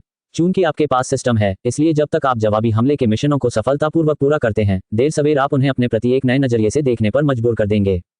मिशन का उद्देश्य: कृपया 1 महीने के भीतर चिशोधन के दूसरे स्तर तक पहुंचें और लुओयुंग घाटी के मूल्यांकन को उत्तीर्ण करके एक उपयोगी शिष्य बने। मिशन की कठिनाई: 3 सितारे सामान्य। मिशन पुरस्कार: 100 जवाबी हमले के अंक, 5 उच्च श्रेणी की स्प्रिंग रिटर्न गोलियां, 1 निम्न श्रेणी की जादुई कलाकृति और 300 घन मीटर के पोर्टेबल सिस्टम स्पेस का मुफ्त उद्घाटन। वर्तमान में जीवित चीजों को रखने के लिए उपयोग नहीं किया जा सकता है। चमकीले छोटे अक्षरों की इन कुछ पंक्तियों को देखकर क्यूई युआन का चेहरा थोड़ा सख्त हो गया। अब उसे गंभीरता से संदेह होने लगा कि अगर वह इस तरह के बेतुके मिशन करता रहा तो कहीं एक दिन उसे मस्तिष्क रक्तस्राव न हो जाए। ची रिफाइनिंग के दूसरे स्तर तक पहुंचना एक बात थी, लेकिन लुओयुन वैली यूटिलिटी डिसाइपल आखिर क्या था? उसने लुओयुन घाटी संप्रदाय के बारे में कभी सुना भी नहीं था। यह शायद किसी अज्ञात कोने में छिपी हुई एक और छोटी शक्ति होगी। एक छोटा संप्रदाय, एक सहायक शिष्य, एक सामान्य कचरा प्रवाह की शुरुआत। इससे भी अधिक चौंकाने वाली बात यह थी कि उसकी वर्तमान पहचान ताइक्सुआन पवित्र भूमि दाव बालक के रूप में थी। क्या तथाकथित लुओयुन घाटी में एक सहायक शिष्य के रूप में शामिल होना उसके संप्रदाय के साथ विश्वासघात माना जाएगा? हे भगवान, उन्हें ये कल्पना करने की हिम्मत भी नहीं थी कि अगर इस तरह की बात सार्वजनिक हो गई तो लोकप्रियता शायद तुरंत ही चरम पर पहुंच जाएगी और निश्चित रूप से यह कल्टीवेशन वर्ल्ड के पहले पन्ने की सुर्खियां बनेगी। चौंकाने वाली बात: ताइक्सुआन पवित्र भूमि का बालक दाव अपने संप्रदाय के साथ विश्वासघात करता है और एक कमजोर संप्रदाय में सेवक के रूप में शामिल होने को तैयार हो जाता है। इसके पीछे का कारण दिल को छू लेने वाला है। ऐसे दृश्य की कल्पना करते ही क्यूई युआन कांप उठा और उसने तुरंत अपना मन बना लिया। चाहे कुछ भी हो जाए, इस मिशन की प्रक्रिया के दौरान उसकी पहचान उजागर नहीं होनी चाहिए, अन्यथा परिणाम अकल्पनीय होंगे। सौभाग्यवश इस बार व्यवस्था ने 1 महीने का अतिरिक्त समय दिया, जिससे उन्हें वापस आकर पहले पवित्र भूमि के भीतर के मामलों को व्यवस्थित करने का मौका मिल गया। जैसे ही उनके विचार इस ओर मुड़ रहे थे, अचानक दरवाजे के बाहर से एक विनम्र आवाज सुनाई दी। दाव बालक, संप्रदाय के नेता आपको मुख्य कक्ष में बुला रहे हैं। मास्टर का बुलावा। ये सुनकर क्यूई युआन एक पल के लिए स्तब्ध रह गया, फिर जल्दी से उठा और ताइक्सुआन शिखर की ओर दौड़ पड़ा। एक पल के बाद एक भव्य और गरिमा में सफेद जेड पत्थर के मुख्य हॉल के अंदर शिष्य गुरु को प्रणाम करता है। अंदर प्रवेश करने के बाद क्यूई युआन ने तुरंत झुककर प्रणाम किया और शीर्ष पर बैठे ताओवादी वस्त्रधारी बुजुर्ग व्यक्ति को सम्मानपूर्वक प्रणाम किया। उस बूढ़े व्यक्ति ने कमल का मुकुट पहन रखा था और वह दुबला पतला दिख रहा था। उसके शरीर पर जादुई शक्ति के उतार चढ़ाव का कोई निशान नहीं था, मानो वह हजारों वर्षों तक जीवित रहने वाले हेदाओ क्षेत्र के साधक की बजाय एक साधारण नश्वर बूढ़ा व्यक्ति हो। ये व्यक्ति इस जीवन में क्यूई युआन का गुरु था, पवित्र भूमि के ताइक्सुआन संप्रदाय का गुरु, दाओवादी हिंगजेन। इस समय दाओवादी हिंगजेन ने थोड़ा सा माथा सिकुड़ा, मानो वह अभी भी कुछ सोच रहे हों। जब दूसरी तरफ से कोई जवाब नहीं आया तो क्यूई युआन को अचानक अपने दिल में थोड़ी बेचैनी महसूस हुई। इस समय सिस्टम का अस्तित्व ही उनका सबसे बड़ा रहस्य कहा जा सकता है, और हेदाओ क्षेत्र के एक शक्तिशाली व्यक्ति के रूप में यह गारंटी देना मुश्किल था कि दाओवादी हिंगजेन को कुछ भी असामान्य न लगे। अगर उनका भेद खुल गया तो यह विनाशकारी होगा। सौभाग्यवश क्यूई युआन की चिंताएं निरर्थक प्रतीत हुईं। दाओवादी हिंगजेन जल्दी ही होश में आ गए और धीरे से अपना हाथ उठाया। उठना। फिर दाओवादी हिंगजेन को मानो कुछ पता चला और उन्होंने कुछ आश्चर्य के साथ क्यूई युआन की ओर कुछ और बार देखा। कुछ दिनों से आपसे मुलाकात नहीं हुई, लेकिन आपकी प्रगति वाकई बहुत तेज रही है। पहले मुझे लगा था कि आपकी आत्मा को आकार देने में कम से कम 2 साल और लगेंगे, लेकिन अब लगता है कि आप जल्द ही सफलता प्राप्त कर लेंगे। ये सुनकर क्यूई युआन ने विनम्रता से मुस्कुरा दिया। मेरे शिष्य को कुछ समय पहले अचानक ज्ञानोदय हुआ, जिसकी वजह से मेरे कौशल में थोड़ा सुधार हुआ है। यह महज संयोग है। दाओवादी हिंगजेन ने संतुष्टि से सिर हिलाया। तुम एक अच्छे लड़के हो, अपने अविश्वसनीय बड़े भाई से कहीं बेहतर। गुरु की किसी के बारे में तीखी टिप्पणी सुनकर क्यूई युआन के होठों का कोना अपने आप ही थोड़ा सा हिल गया और वह मन ही मन सोचने लगा, अगर आपको पता होता कि मैंने कल क्या किया तो मुझे डर है कि अविश्वसनीय का खिताब अब केवल सबसे बड़े भाई तक ही सीमित नहीं रहेगा। हालांकि उन्होंने मन ही मन आह भरी, लेकिन ऊपर से शांत रहते हुए कहा, बड़े भाई असाधारण रूप से प्रतिभाशाली हैं और कड़ी मेहनत करते हैं। शिष्य सुस्त है और उनसे मुकाबला करने की हिम्मत नहीं करता। हे, तुमने इतना चालाक बनना कहाँ से सीखा, बच्चे? ये शब्द सुनकर दाओवादी हिंगजिन हंसते हुए उसे डांटने से खुद को रोक नहीं पाए। फिर उन्होंने अपना चेहरा सीधा किया और उपदेश देना शुरू कर दिया।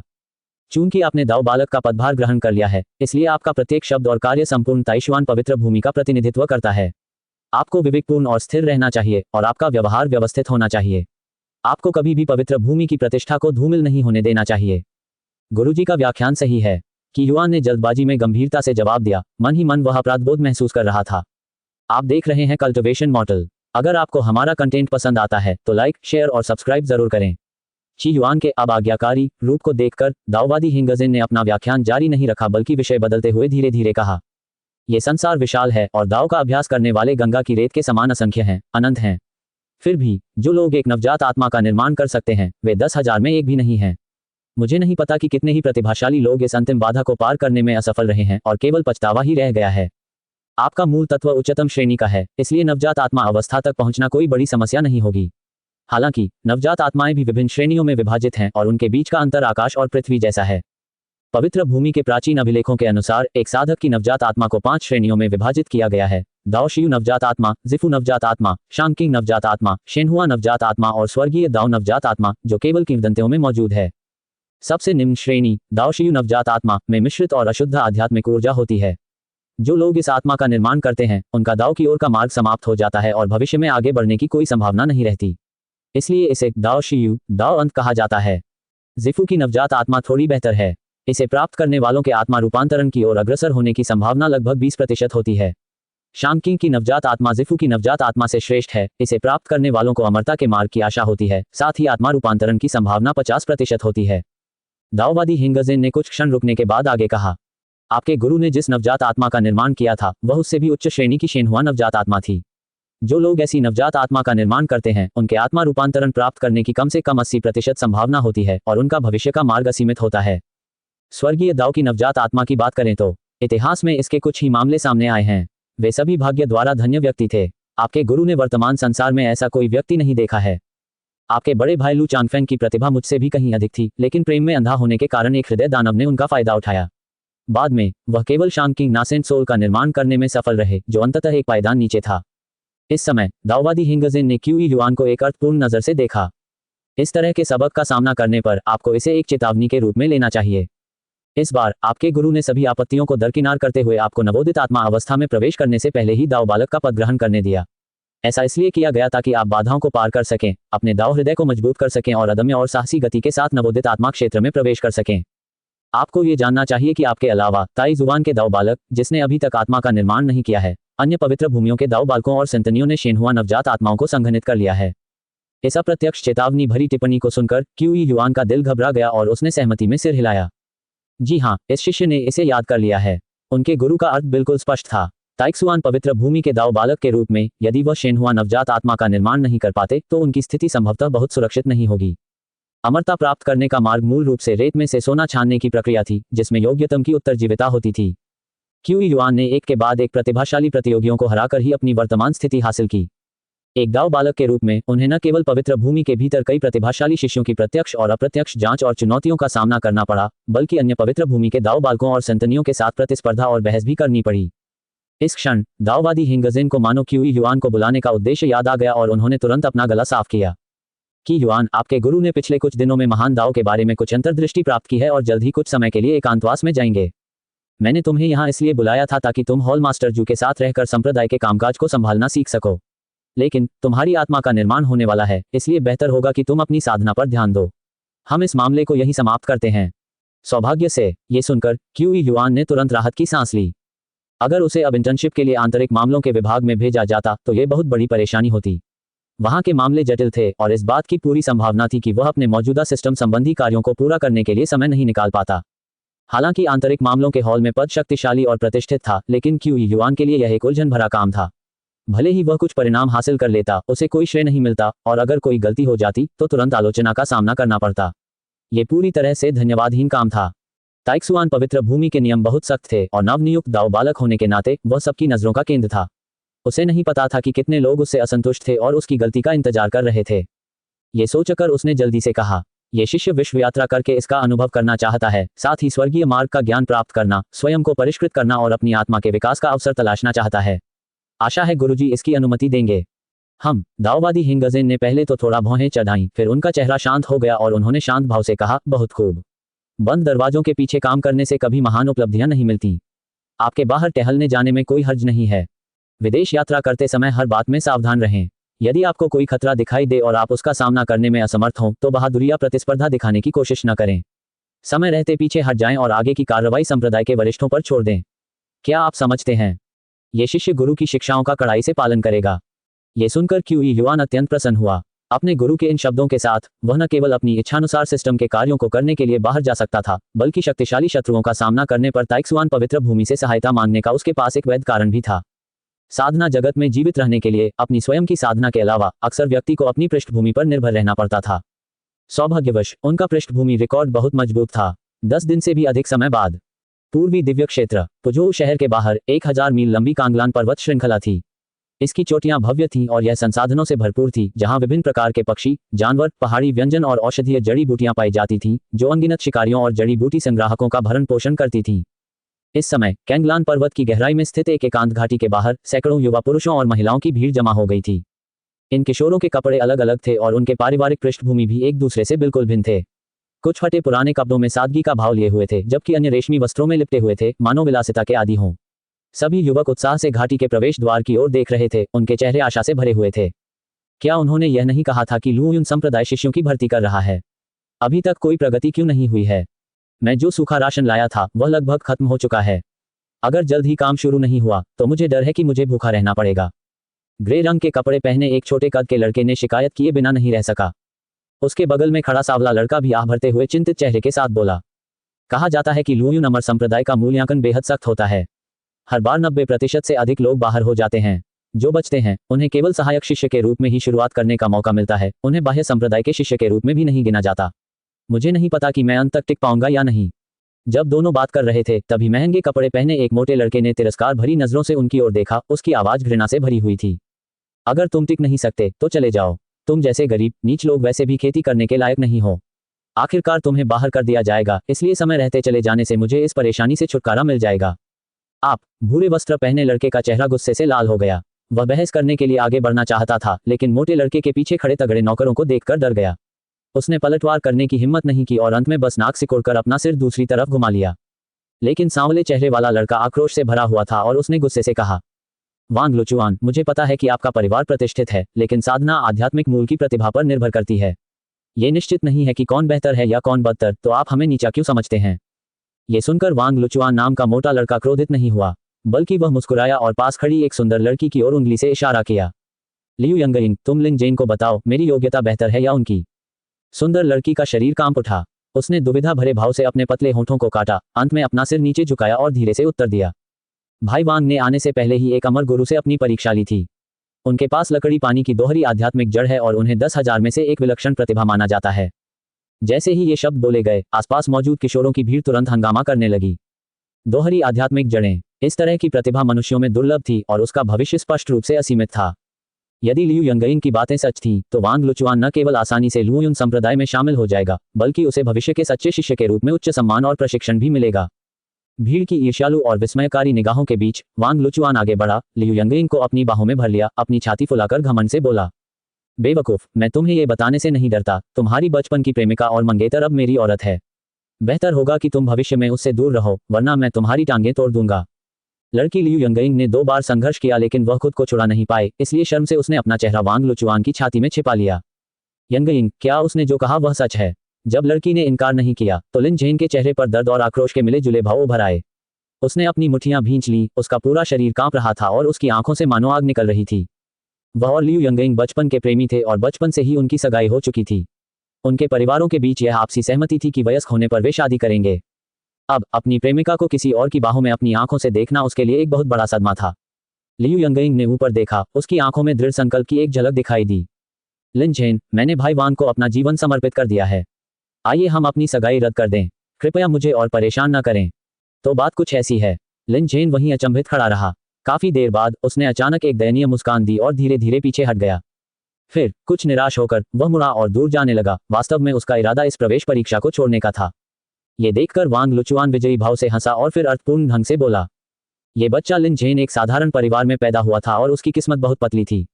अकेले ही बीहड़ पहाड़ों में भटकते हुए कौन जाने कोई राक्षस उसे उठा ले जाए। अगर वह भटकता हुआ भूत बन जाता है तो इसमें मेरी कोई गलती नहीं होगी। छोटे मालिक की बात सच है। मुझे लगता है कि यह नन्हा बदमाश अब ज्यादा देर तक उछल-कूद नहीं कर पाएगा। उसके पीछे खड़े नौकर तुरंत समझ गए और क्रूर मुस्कान के साथ उस दिशा की ओर देखने लगे जिधर लिन झेन जा रहा था।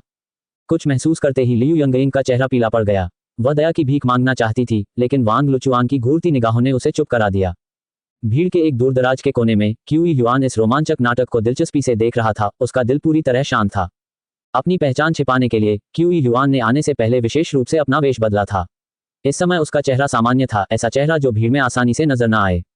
इसलिए मूल्यांकन में भाग लेने वाले अन्य उम्मीदवारों की तुलना में उनमें थोड़ा अधिक उम्र का दिखने के अलावा और कुछ भी उल्लेखनीय नहीं था। हालांकि लिन झेन नाम का लड़का बेहद दुखी था और उसकी जान को भी खतरा हो सकता था, लेकिन अंततः ये सिर्फ एक निजी दुश्मनी थी। एक अनजान राहगीर से इसका क्या लेना देना था। अपना काम पूरा करने से पहले क्यूई युआन ऐसा कुछ भी नहीं करना चाहता था जिससे अनावश्यक जटिलताएं उत्पन्न हो सकें। इसके अलावा पर्वत द्वार के बाहर इतने सारे लोगों के जमावड़े को देखते हुए लुओयुंग घाटी निश्चित रूप से कड़ी निगरानी रख रही होगी। यहाँ जो कुछ भी घट रहा होगा वह साधकों की नजरों और कानों से नहीं बच सकता था। चूंकि स्वयं स्वामी ने हस्तक्षेप नहीं किया, इसलिए उनके दखल देने का कोई कारण ही नहीं था। तभी अचानक की युआन की आंखों के सामने टास्क सिस्टम इंटरफेस प्रकट हो गया। विशेष घटना का सामना हुआ। गुप्त सहायक मिशन सक्रिय हो गया। नियति का पुत्र लिन झेन अपने जीवन के सबसे बुरे दौर से गुजर रहा है। मेजबान आगे बढ़कर उसे खतरे से बचाने का विकल्प चुन सकता है। गेम की कठिनाई 2 सितारे। सरल उद्देश्य, भाग्य के पुत्र लिन झेन को दुष्ट सेवकों के एक समूह से बचाना और भविष्य के भाग्य के पुत्र के साथ अच्छे संबंध स्थापित करना। Quest reward 50 counter attack points, 200 low grade spirit stone और एक निश्चित मात्रा में लक ग्रोथ। नोट, इस साइड क्वेस्ट को बीच में ही छोड़ा जा सकता है। असफल होने पर कोई दंड नहीं है। किस्मत में वृद्धि। ची युआन की आंखें पल भर में चमक उठी। इतनी अच्छी चीज को तो केवल मूर्ख ही छोड़ेगा। आप देख रहे हैं कल्टिवेशन मॉडल। अगर आपको हमारा कंटेंट पसंद आता है तो लाइक, शेयर और सब्सक्राइब जरूर करें। इस दौरान लुओयुंग घाटी के अंदर आकाश में एक विशाल जादुई दर्पण मंडरा रहा था, जो घाटी के बाहर के हर दृश्य को त्रुटिहीन क्रिस्टल स्पष्ट विवरण में प्रदर्शित कर रहा था। दर्पण के नीचे फॉलिंग क्लाउड संप्रदाय के कई साधक खड़े थे। सभी ध्यान से छवियों को देख रहे थे। उनके भाव अलग अलग थे। जब उन्होंने लिन झेन को गुस्से में वहां से जाते देखा तो सीने पर सुनहरे बादल की कढ़ाई वाले नीले रंग के वस्त्र पहने एक बूढ़े व्यक्ति ने भौहें चढ़ा लीं और बोलने से खुद को रोक नहीं पाया। एल्डयिन, वह लड़का स्पष्ट रूप से खतरे में है। क्या हमें कुछ समय के लिए उसकी सुरक्षा के लिए किसी को नहीं भेजना चाहिए? वह हमारे मुकदमे में भाग लेने के लिए बहुत दूर से यात्रा करके आया है। अगर उसकी यहाँ मृत्यु हो जाती है तो इसका दोष फॉलिंग क्लाउड सेक्ट पर होगा। एल्डमो, आप गलत हैं, एक लंबे, पतले और आकर्षक अधेड़ उम्र के साधक ने तुरंत ठंडे लहजे में जवाब दिया। उन्होंने ये रास्ता खुद चुना है, इसका लुओयुंग घाटी से क्या लेना देना है? एक मामूली सी असफलता के बाद लड़के ने अपना आपा खो दिया। उसने तुच्छ सी बात पर दांव में प्रवेश करने का एक दुर्लभ अवसर गंवा दिया। ऐसे चंचल स्वभाव के साथ वह कुछ भी हासिल नहीं कर पाएगा। वह हमारे संप्रदाय का शिष्य बनने के योग्य नहीं है। मैंने प्रवेश परीक्षा को जानबूझकर स्थगित करवाया था ताकि कमजोर दिल वालों को शुरुआत में ही बाहर कर दिया जाए और समय बर्बाद न हो। लगता है परिणाम संतोषजनक हैं। वह अधेड़ उम्र का साधक यिन किंग युआन था, जो दाव प्रवेश मंडप का वरिष्ठ अधिकारी था और शिष्यों की भर्ती का प्रभारी था। एल्डमो का चेहरा गुस्से से लाल हो गया और उन्होंने पलटकर जवाब दिया। वांग लुचुआन नाम का वह नौजवान आपका भतीजा है ना? इतनी कम उम्र में ही वह इतना निर्दयी और रौब जमाने वाला है। ऐसे भ्रष्ट और बिगड़े चरित्र वाले बदमाश को भर्ती क्यों कर रहे हो? हम्फ, यिन किंग युआन गुस्से से लाल हो गई और उसने पलटवार किया। फॉलिंग क्लाउड सेक्ट शायद राक्षसों का अड्डा न हो, लेकिन हम कोई चैरिटी संस्था भी नहीं चला रहे हैं। धार्मिक मार्ग के लिए संघर्ष क्रूर और निर्मम है। केवल वही बलवान जो बिना संकोच के मार सकते हैं, अंत तक पहुंचते हैं। प्रतिद्वंद्वी के विरुद्ध कोई भी तरीका उचित है। इसके अलावा वांग लुचुआन जन्म से ही लकड़ी और पानी की दोहरी आध्यात्मिक जड़ों से युक्त थे। यह एक दुर्लभ प्रतिभा है जो 7 महान पवित्र भूमियों के लिए भी उपयुक्त है। अगर मैंने उन्हें व्यक्तिगत रूप से राजी न किया होता तो शायद वे हमारे संप्रदाय में शामिल ही न होते। जहां तक उसके स्वभाव की बात है, हम उसके प्रवेश के बाद उसका मार्गदर्शन कर सकते हैं। वह फिर भी किसी साधारण निकम में से बेहतर है। एल्डमो की भौहें गुस्से से तंग गईं और उन्होंने फिर से प्रहार किया। बेहद शर्मनाक। नियमों के अनुसार हम नए शिष्यों की परीक्षा पहले योग्यता के लिए, फिर हृदय की इच्छाशक्ति के लिए लेते हैं। यदि वांग लुचुआन दूसरी परीक्षा में असफल हो जाता है तो मैं उसे कभी भी शिष्य के रूप में स्वीकार नहीं करूंगा। फटकार से गला भर आने के कारण यिन किंगयुआन का चेहरा काला पड़ गया, लेकिन इससे पहले कि वह जवाब दे पाता, एक स्पष्ट मधुर आवाज ने बीच में ही अपनी बात रख दी। दोनों वरिष्ठों के विचार मात्र भिन्न हैं, दोनों ही संप्रदाय की भलाई चाहते हैं। इस पर झगड़ा क्यों करें? वक्ता फाउंडेशन एस्टेब्लिशमेंट दायरे की एक खूबसूरत महिला साधिका थी। चित्रकारी जैसी भौहें और कोमल चेहरे की बनावट, पतली कमर और सुडौल काया हल्के नीले रंग के गाउन में और भी निखर रही थी। उसके शब्दों ने गोल्डन कोर दायरे के दोनों एल्डर्स को तुरंत चुप करा दिया। वह कोई साधारण व्यक्ति नहीं थी, बाइजिरो, संप्रदाय प्रमुख की बेटी। तनाव कम होते देख बाइशिरो ने हल्की सी मुस्कान दी और बात जारी रखी। आखिरकार वह लड़का एक नश्वर प्राणी है जो दाव की खोज में आया है। चूंकि हम मिल चुके हैं, इसलिए हम उसे रास्ते में मरते हुए नहीं देख सकते। मैं यहाँ का मामला बड़ों पर छोड़ता हूँ। मैं जाकर उसे एक बार बचा लूंगा, उसके बाद उसका जीना या मरना उसके अपने भाग्य पर निर्भर करेगा। ये शब्द कहते हुए बाइजिरो हल्के कदमों से घाटी के मुहाने की ओर तेजी से बढ़ गई। थोड़ी ही देर के बाद कैंगलान पर्वत के अन्य हिस्सों में लिनजेन विचलित होकर जंगल में इधर उधर भटक रहा था। उसका युवा चेहरा हैरानी और निराशा से भरा हुआ था और वह बुदबुदा रहा था। क्यों यंगइंग मुझे छोड़कर एक नीच इंसान को चुनना पसंद करेगी? मुझ में क्या कमी रह गई? मैं बदल सकता हूँ। हम दोनों एक साथ प्रवेश परीक्षा पास करके फॉलिंग क्लाउड संप्रदाय के शिष्य बनने ही वाले थे। उसने मेरे साथ ऐसा क्यों किया? अगले ही पल वह लड़खड़ा गया और लगभग गिर ही गया, लेकिन समय रहते खुद को संभालकर मुंह के बल गिरने से बाल बाल बचा। अचानक लगे झटके से वह जाग गया। उसने पीछे मुड़कर देखा तो उसे जमीन में आधा धंसा हुआ मुट्ठी के आकार का एक पत्थर दिखाई दिया। वह उथला पत्थर लात मारकर हटा दिया गया था और उसने खोखले स्थान में एक घोर अंधकार में घेरा पड़ा था। बिना किसी कारण के जैसे ही लिनजेन ने अंगूठी देखी, उसके दिल में एक अजीब सी सिहरन पैदा हो गई, मानो कोई उसे पुकार रहा हो। वह आगे बढ़ा और अंगूठी उठा ली। इसके बाद कोई दृष्टि या आश्चर्य नहीं हुआ, उसे बस एक सूक्ष्म शांति का अनुभव हुआ, मानो ये हमेशा से होना ही था। फिर लिनजेन ने अपनी आंखें मलते हुए अंगूठी का बारीकी से अध्ययन किया। वह अंगूठी देखने में बिल्कुल साधारण लग रही थी, मानो किसी अज्ञात धातु से बनी हो। उसका ऊपरी भाग सादा था, बाहरी पट्टी चिकनी और गोल थी, जबकि भीतरी भाग पर जटिल आकृतियां उकेरी गई थी जिन्हें कोई भी समझ नहीं सकता था।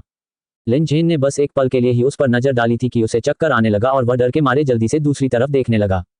मानो किसी भूत के मार्गदर्शन में उसने अंगूठी को अपनी दाहिनी तर्जनी उंगली में पहनाया और आगे बढ़ने की तैयारी की। यहाँ तक कि यात्रा के विपरीत, जब वह साथियों से घिरा हुआ था, अब वह पूरी तरह अकेला था। एक भी जंगली जानवर उसकी जान ले सकता था। सुरक्षित घर पहुंचने के लिए उसे रात होने से पहले इस खतरनाक जंगल को छोड़ना ही था।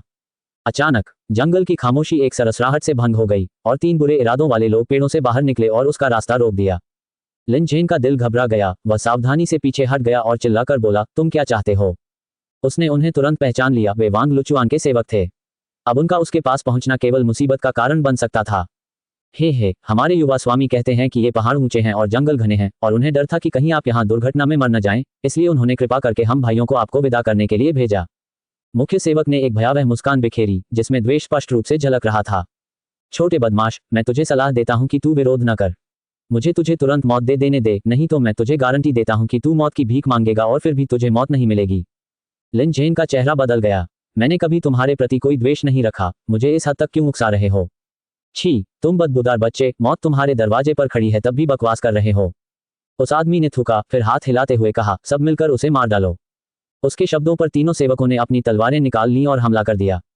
यद्यपि वे केवल नश्वर प्राणी थे, फिर भी प्रत्येक मार्शल आर्ट में अच्छी तरह से प्रशिक्षित था। लिनजेन उनका मुकाबला नहीं कर सका और केवल अपनी जान बचाने के लिए गोल गोल घूमकर भाग सकता था। क्या मेरी यही मृत्यु होनी तय है? उसके पीछे कदमों की आहट तेज होती जा रही थी। उसके चेहरे पर निराशा छा गई। तभी उसके कान के पास एक जोरदार आवाज गूंजी, भाई घबराओ मत, मैं तुम्हारी मदद करने आया हूँ। एक आकृति तेंदुए की तरह झपटी और एक जोरदार पैर से सबसे आगे वाले सेवक को जमीन पर पटक दिया। वह फिर से तेजी से आगे बढ़ा। उसकी हथेलियों पर हल्की रोशनी की लहरें दौड़ रही थीं क्योंकि उन्होंने लोहे के गदाओं की तरह अन्य दो के सीने में प्रहार किया।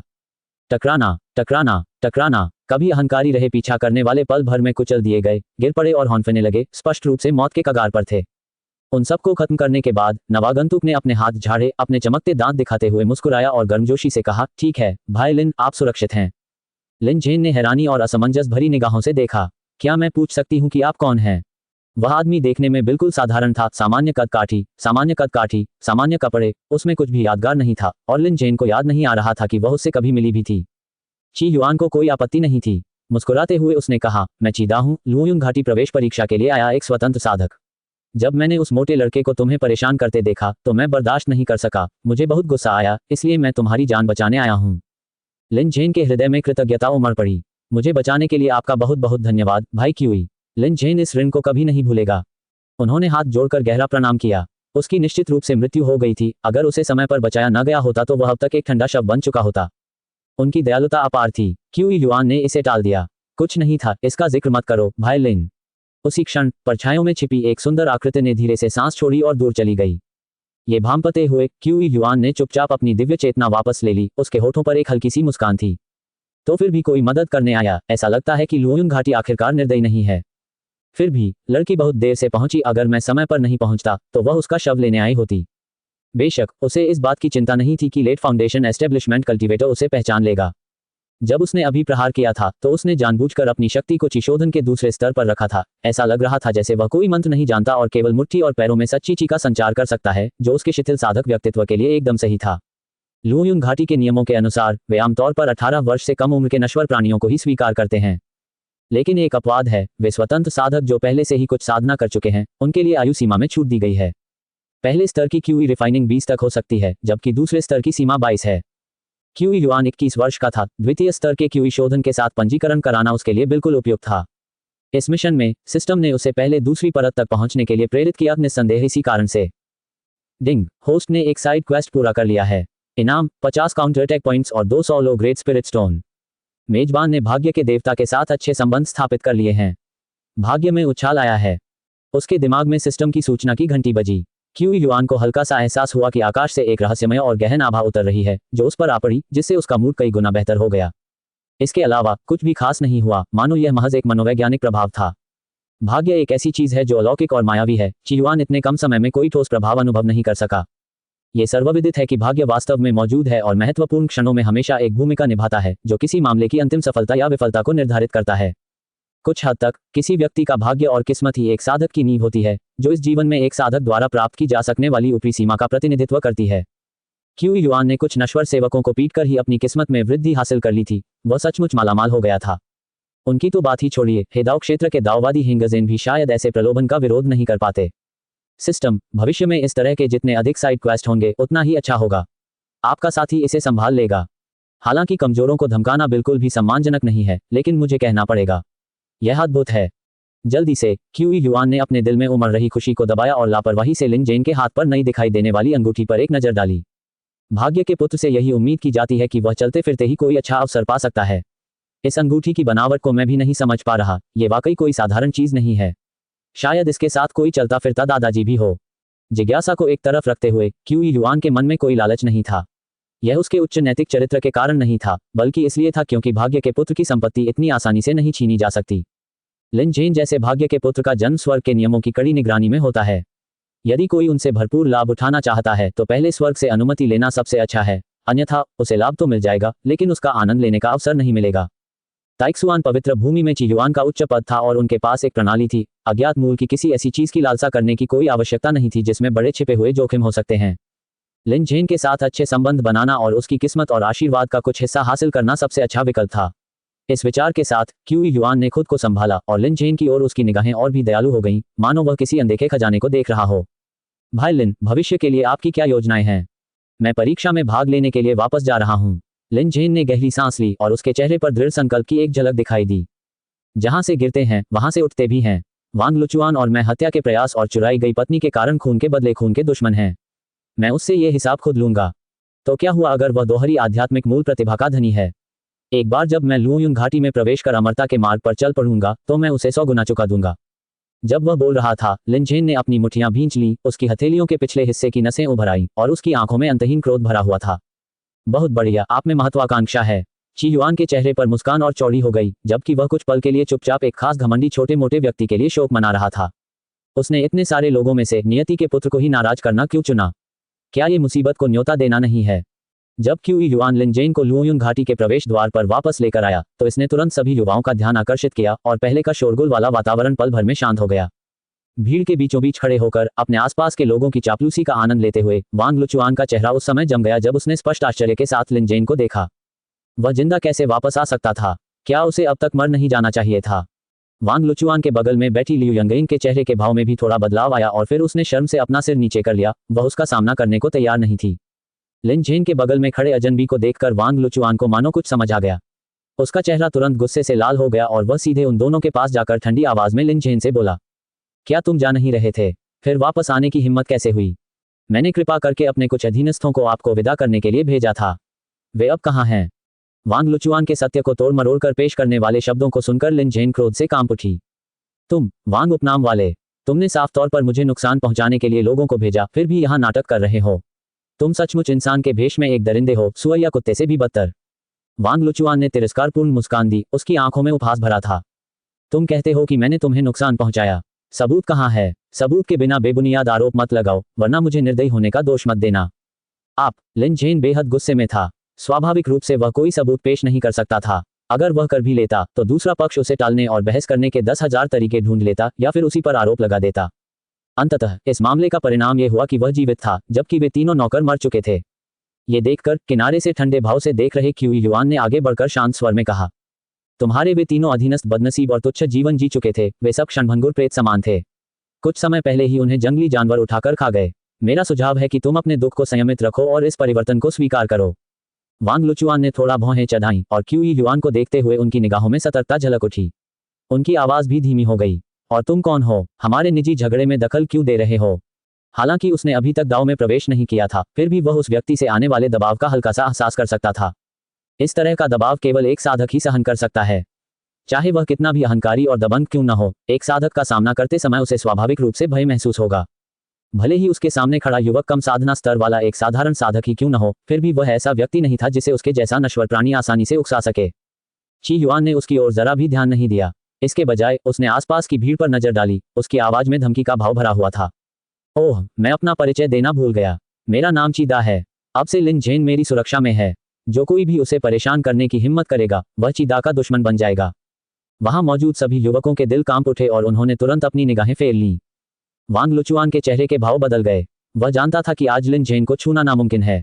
उसने तुरंत उन दोनों को एक भयावह नजर से घूरा, धमकी देने की हिम्मत भी नहीं की और अपने साथियों के साथ चुपके से निकल गया। वांग लुचुआन के जाने के बाद लिन जेन क्यूई युआन के प्रति कृतज्ञता से और भी अधिक अभिभूत हो गई। अगर भाई क्यूई ने आज मदद के लिए हस्तक्षेप नहीं किया होता तो शायद इस छोटे भाई का क्या हाल होता। लेकिन इससे पहले कि वह अपनी बात पूरी कर पाता, क्यूई युआन ने उसे बीच में ही रोक दिया। भाई लिन, हम दोनों काफी अनुकूल हैं। इतनी औपचारिकता की कोई जरूरत नहीं है। उसे यह स्वीकार करना पड़ा कि गरिमा में भाग्य के पुत्र द्वारा खुद को उसके सामने छोटा भाई समझना क्यूई युआन को एक गुप्त संतुष्टि का एहसास कराता था। वांग लुचुआन जैसे निम्न स्तर के कमजोर खलनायक की बात करें तो उसे सबक सिखाने के लिए उंगली तक उठाने में उसकी कोई दिलचस्पी नहीं थी। इससे केवल उसकी अपनी प्रतिष्ठा ही गिरती। बेशक अगर दिमाग से खाली सिस्टम कोई मिशन जारी करता तो बात कुछ और होती। अब जब मैं इस बारे में सोचता हूं तो मुझे लगता है कि जब से यह टूटा हुआ सिस्टम सामने आया है, तब से वह या तो कमजोरों को कुचल रहा था या उन्हें कुचलने की राह पर था।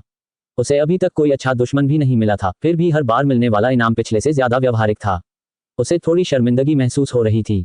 क्यू युआन ने कुछ बेशर्मी से सोचा। अगले दिन लुयुन घाटी के पर्वतीय द्वार चौड़े खुल गए। घाटी के प्रवेश द्वार पर शून्य लोक में एक सफेद प्रकाश चमका और मानक वस्त्र पहने हुए कई लुयुन घाटी के साधक बाहर उड़ गए। ये साधक हवा में खड़े हो गए और उनका शक्तिशाली दबाव तुरंत मुक्त हो गया, जिससे पहले शोरगुल मचा रही भीड़ एकदम शांत हो गई। इतनी शांत की सुई की आवाज भी सुनाई दे सकती थी। उनका नेतृत्व दाव प्रवेश मंडप के प्रमुख यिन किंग युआन कर रहे थे, जिन्होंने पहले क्षेत्र का जायजा लिया और फिर जोर से बोले, हमने आप सभी को इंतजार करवाया। आज का दिन शुभ है, सभी मामलों के लिए उपयुक्त है। लुयुन घाटी प्रवेश परीक्षा आधिकारिक तौर पर शुरू हो रही है। संप्रदाय के नियमों के अनुसार 18 वर्ष से अधिक आयु के वे अतिथि जिन्होंने अभी तक ची शोधन शुरू नहीं किया है, कृपया वापस लौट जाएं। यदि ची शोधन क्षेत्र में अन्य स्वतंत्र साधक मौजूद हैं तो साधना के प्रत्येक उच्च स्तर के लिए आयु सीमा में 2 वर्ष की छूट दी जा सकती है। जो भी उम्मीदवार निर्धारित शर्तों को पूरा नहीं करते हैं या परीक्षा के दौरान बाहर हो जाते हैं, वे लुयुन घाटी से यात्रा व्यय प्राप्त कर सकते हैं। यह उसकी है। क्यू युआन ने लुयुन घाटी के साधकों के समूह के बीच खड़ी खूबसूरत महिला साधक को एक नजर में पहचान लिया। उसकी आंखों में आश्चर्य की एक झलक दिखाई दी। स्पष्टतः 18 या 19 वर्ष से अधिक आयु की नहीं, उनकी साधना पूर्वोक्त आधारभूत स्थापना अवस्था तक पहुंच चुकी थी। इसके अलावा उनका आधारभूत ज्ञान सुदृढ़ और गहन था, जो पवित्र भूमि के कुछ सच्चे शिष्यों से किसी भी प्रकार कम नहीं था। उन्हें उम्मीद नहीं थी कि लुयुन घाटी में ऐसा कोई व्यक्ति होगा। यिन किंग युआन द्वारा आयु सीमा की घोषणा के बाद वहां मौजूद कोई भी व्यक्ति वहां से नहीं गया। जो लोग यहां तक पहुंच पाए, वे निश्चित रूप से इस बात से अनजान नहीं हो सकते थे कि उनकी उम्र निर्धारित मानकों के अनुरूप है या नहीं। लुयुन घाटी पहाड़ों की गहराई में स्थित एकांत जगह थी और यात्रा लंबी थी। यदि कोई इतनी कठिन शर्त को भी पूरा नहीं कर सकता तो वह इतना आलसी तो नहीं होगा कि इतनी दूर दौड़कर खुले में सोने आ जाए। जब वे पहले से ही यहाँ थे तो वे बिना कोशिश किए जाने के लिए कैसे तैयार हो सकते थे। ये देखकर यिन किंग युआन ने जरा भी समय बर्बाद नहीं किया।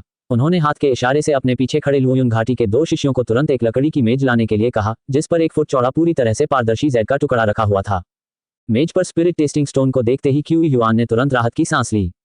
लुओयुंग घाटी द्वारा इस्तेमाल किए जाने वाले आत्मा परीक्षण पत्थर की गुणवत्ता उच्च नहीं थी, यह आध्यात्मिक जड़ों के परीक्षण का अपेक्षाकृत प्रारंभिक साधन था। सिस्टम द्वारा प्रदत्त शेर को खाने के लिए सुअ होने का नाटक करना प्रतिभा का उपयोग करके वह आसानी से झांसा देकर अपना काम निकाल सकता था। यदि उसका सामना ताइक्सुआन पवित्र भूमि में पाए जाने वाले विशाल उच्च श्रेणी के आत्मा परीक्षण पत्थरों से हो जाता है तो ये परेशानी का सबब बन जाएगा। बेशक उच्च श्रेणी के स्पिरिट टेस्टिंग स्टोन बेहद कीमती और दुर्लभ थे, लुओयुंग घाटी जैसे छोटे संप्रदाय के लिए इसे प्राप्त करना संभव नहीं था। आध्यात्मिक मूल योग्यता ही महान दाव की नींव है। आध्यात्मिक मूल के बिना आपकी क्षमताएं कितनी भी महान क्यों न हो, आप दाव के मार्ग पर कदम नहीं रख सकते। मूल्यांकन का पहला चरण आध्यात्मिक मूल का परीक्षण है। केवल वे ही अगले चरण में प्रवेश कर सकते हैं जिनकी योग्यता 4 आध्यात्मिक मूल या उससे अधिक हो। उद्धरण चिन्ह। अब कृपया पंक्ति में लग जाएं। क्रमानुसार अपना हाथ स्पिरिट टेस्टिंग स्टोन पर रखें और स्पिरिट टेस्टिंग स्टोन स्वचालित रूप से परीक्षक की योग्यता प्रदर्शित करेगा। यंग किग्युआन की आवाज पूरे मैदान में गूंज उठी, जिससे सभी के मन में हलचल मच गई। कुछ ही देर में एक दुबला पतला और छोटा युवक सबसे पहले मेज के पास आया और सावधानीपूर्वक अपना हाथ आत्मा परीक्षण पत्थर पर रखा। अगले ही क्षण स्पिरिट टेस्टिंग स्टोन पर धीरे धीरे एक धुंधली 5 रंगों वाली रोशनी दिखाई दी। प्रतिक्रिया तो हुई। दुबले पतले युवक का चेहरा उत्साह से भरा हुआ था और उसने बेसब्री से यिन किग्युआन की ओर मुड़कर देखा। 5 आध्यात्मिक मूल असफल। अगला। यिन किग्युआन के चेहरे पर कोई भाव नहीं था। ये सुनकर दुबला पतला युवक पाले से जमे बैंगन की तरह मुरझा गया और निराश होकर अपने मूल स्थान पर लौट आया। फिर एक के बाद एक परीक्षक कांपते हुए अपना फैसला सुनने के लिए आगे बढ़े। धातु, पृथ्वी और अग्नि 3 आध्यात्मिक मूल तत्व हैं। अच्छी योग्यता उत्तीर्ण। तुम्हारे पास कोई आध्यात्मिक आधार नहीं है, असफल हो जाओ। तुम्हारे पास कोई आध्यात्मिक आधार नहीं है, असफल हो जाओ। ... वहां उपस्थित अधिकांश लोग नश्वर प्राणियों की संतानें थीं। कुछ स्वतंत्र साधकों और वांग लुचुआन जैसे कुलीन युवा स्वामियों को छोड़कर, जिनके परिवार साधकों को नियुक्त करते थे, अन्य लोगों को ये जानने का कोई तरीका नहीं था कि उनमें योग्यता है या नहीं। इसलिए ये चरण एक रोमांचक लॉटरी जैसा था। जिनके आध्यात्मिक मूल निर्धारित आवश्यकताओं को पूरा करते थे उन्हें अमरता के मार्ग की आशा जगी और वे परमानंदित हो गए, जबकि जिनके आध्यात्मिक मूल नहीं थे या जो अविकसित थे वे निराश होकर बाहर हो गए। वातावरण अत्यंत तनावपूर्ण था। जल्द ही सबकी निगाहों के सामने वांग लुचुआन ने पूरे उत्साह के साथ आगे बढ़कर स्पिरिट टेस्टिंग स्टोन पर अपना हाथ रख दिया। इसके बाद स्पिरिट टेस्टिंग स्टोन से अचानक एक नीली हरी रोशनी फूट पड़ी, जो पहले के 3 स्पिरिचुअल रूट्स कल्टीवेटर की तुलना में स्पष्ट रूप से कई गुना अधिक चमकदार थी। ये देखकर यिन किग्युआन ने संतुष्टि से सिर हिलाया और मुस्कुराते हुए कहा, वांग लुचुआन, लकड़ी और पानी की दोहरी आध्यात्मिक जड़ों वाला छात्र, उत्कृष्ट योग्यता वाला उत्तीर्ण। ये सचमुच दोहरी आध्यात्मिक जड़ें हैं। युवा मास्टर वांग बहुत शक्तिशाली और दबंग हैं। युवा मास्टर वांग कमाल के हैं। तालियों की गड़गड़ाहट के बीच वांग लुचुआन ने पास ही में अचंभित खड़ी लिनजेन को एक उत्तेजक नजर से देखा और विजयी भाव से नीचे उतर गई। वांग लुचुआन के बाद योग्य आध्यात्मिक जड़ों वाले कई और लोग एक के बाद एक उत्तीर्ण हुए। क्यू युआन शांत भाव से आगे बढ़ा और संयम के साथ अपना हाथ स्पिरिट टेस्टिंग स्टोन पर रख दिया। अगले ही क्षण स्पिरिट टेस्टिंग स्टोन पर एक विशिष्ट 4 रंगों की रोशनी खिल उठी। कीदा 4 आध्यात्मिक जड़ें पास। पूरी प्रक्रिया शांतिपूर्ण ढंग से संपन्न हुई, ठीक वैसे ही जैसे उनका वर्तमान रूप किसी का ध्यान आकर्षित नहीं कर रहा था। केवल बाइज़िरो ने ही विशेष रूप से उनकी ओर देखा। उनकी सुंदर आंखों में दबी हुई सी खेद की झलक दिखाई दी। बाइज़िरो को इस साहसी स्वतंत्र साधक से बहुत अच्छा लगा। वह कल थोड़ी देर से आई थी। अगर वह समय पर हस्तक्षेप न करता तो जिस लड़के को वह बचाना चाहती थी उसकी मृत्यु हो जाती। हालांकि इस व्यक्ति का रूप रंग साधारण था, लेकिन वह कम से कम एक दयालु व्यक्ति था जो दूसरों की मदद करने में आनंद लेता था, जिसे इस साधना जगत में ताजी हवा का झोंका कहा जा सकता है जहां अमर सद्गुण तेजी से घट रहा है। दुर्भाग्यवश 4 आध्यात्मिक जड़ों की योग्यता ने एक कठिन मार्ग को पूर्व निर्धारित कर दिया है, जिसमें इस जीवन काल में नींव स्थापित होने की कोई उम्मीद नहीं है। बाइज़िरो की निगाहों को भांपते हुए क्यू युआन ने उसे सिर हिलाकर जवाब दिया और मुस्कुराया, मन ही मन अफसोस जताते हुए, मैं पहले से ही इतना शांत रहा हूं और यहां तक कि अपना रूप इतना बदसूरत भी बना लिया है, फिर भी मैं एक सुंदर महिला साधिका का ध्यान आकर्षित कर सकता हूं। मेरा यह मनहूस आकर्षण वाकई छिप नहीं सकता। मूल स्वामी के पास 5 आध्यात्मिक मूल थे जो एक बेकार आध्यात्मिक मूल थे। केवल एक प्रणाली संवर्धन के बाद ही यह 4 आध्यात्मिक मूल के स्तर तक उन्नत हुए, जो लुओयुंग घाटी की आध्यात्मिक मूल परीक्षा उत्तीर्ण करने के लिए पर्याप्त थे।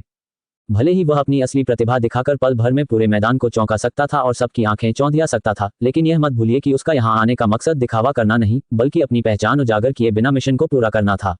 स्वाभाविक रूप से वह बहुत ज्यादा अलग नहीं दिख सकता था। लियू यंगइंग 4 आध्यात्मिक जड़ उत्तीर्ण। लिनजेन 3 आध्यात्मिक मूल पास। इसी क्षण यिन किग्युआन ने लिनजेन की आध्यात्मिक मूल क्षमता की घोषणा की और क्यू युआन तुरंत स्तब्ध रह गया।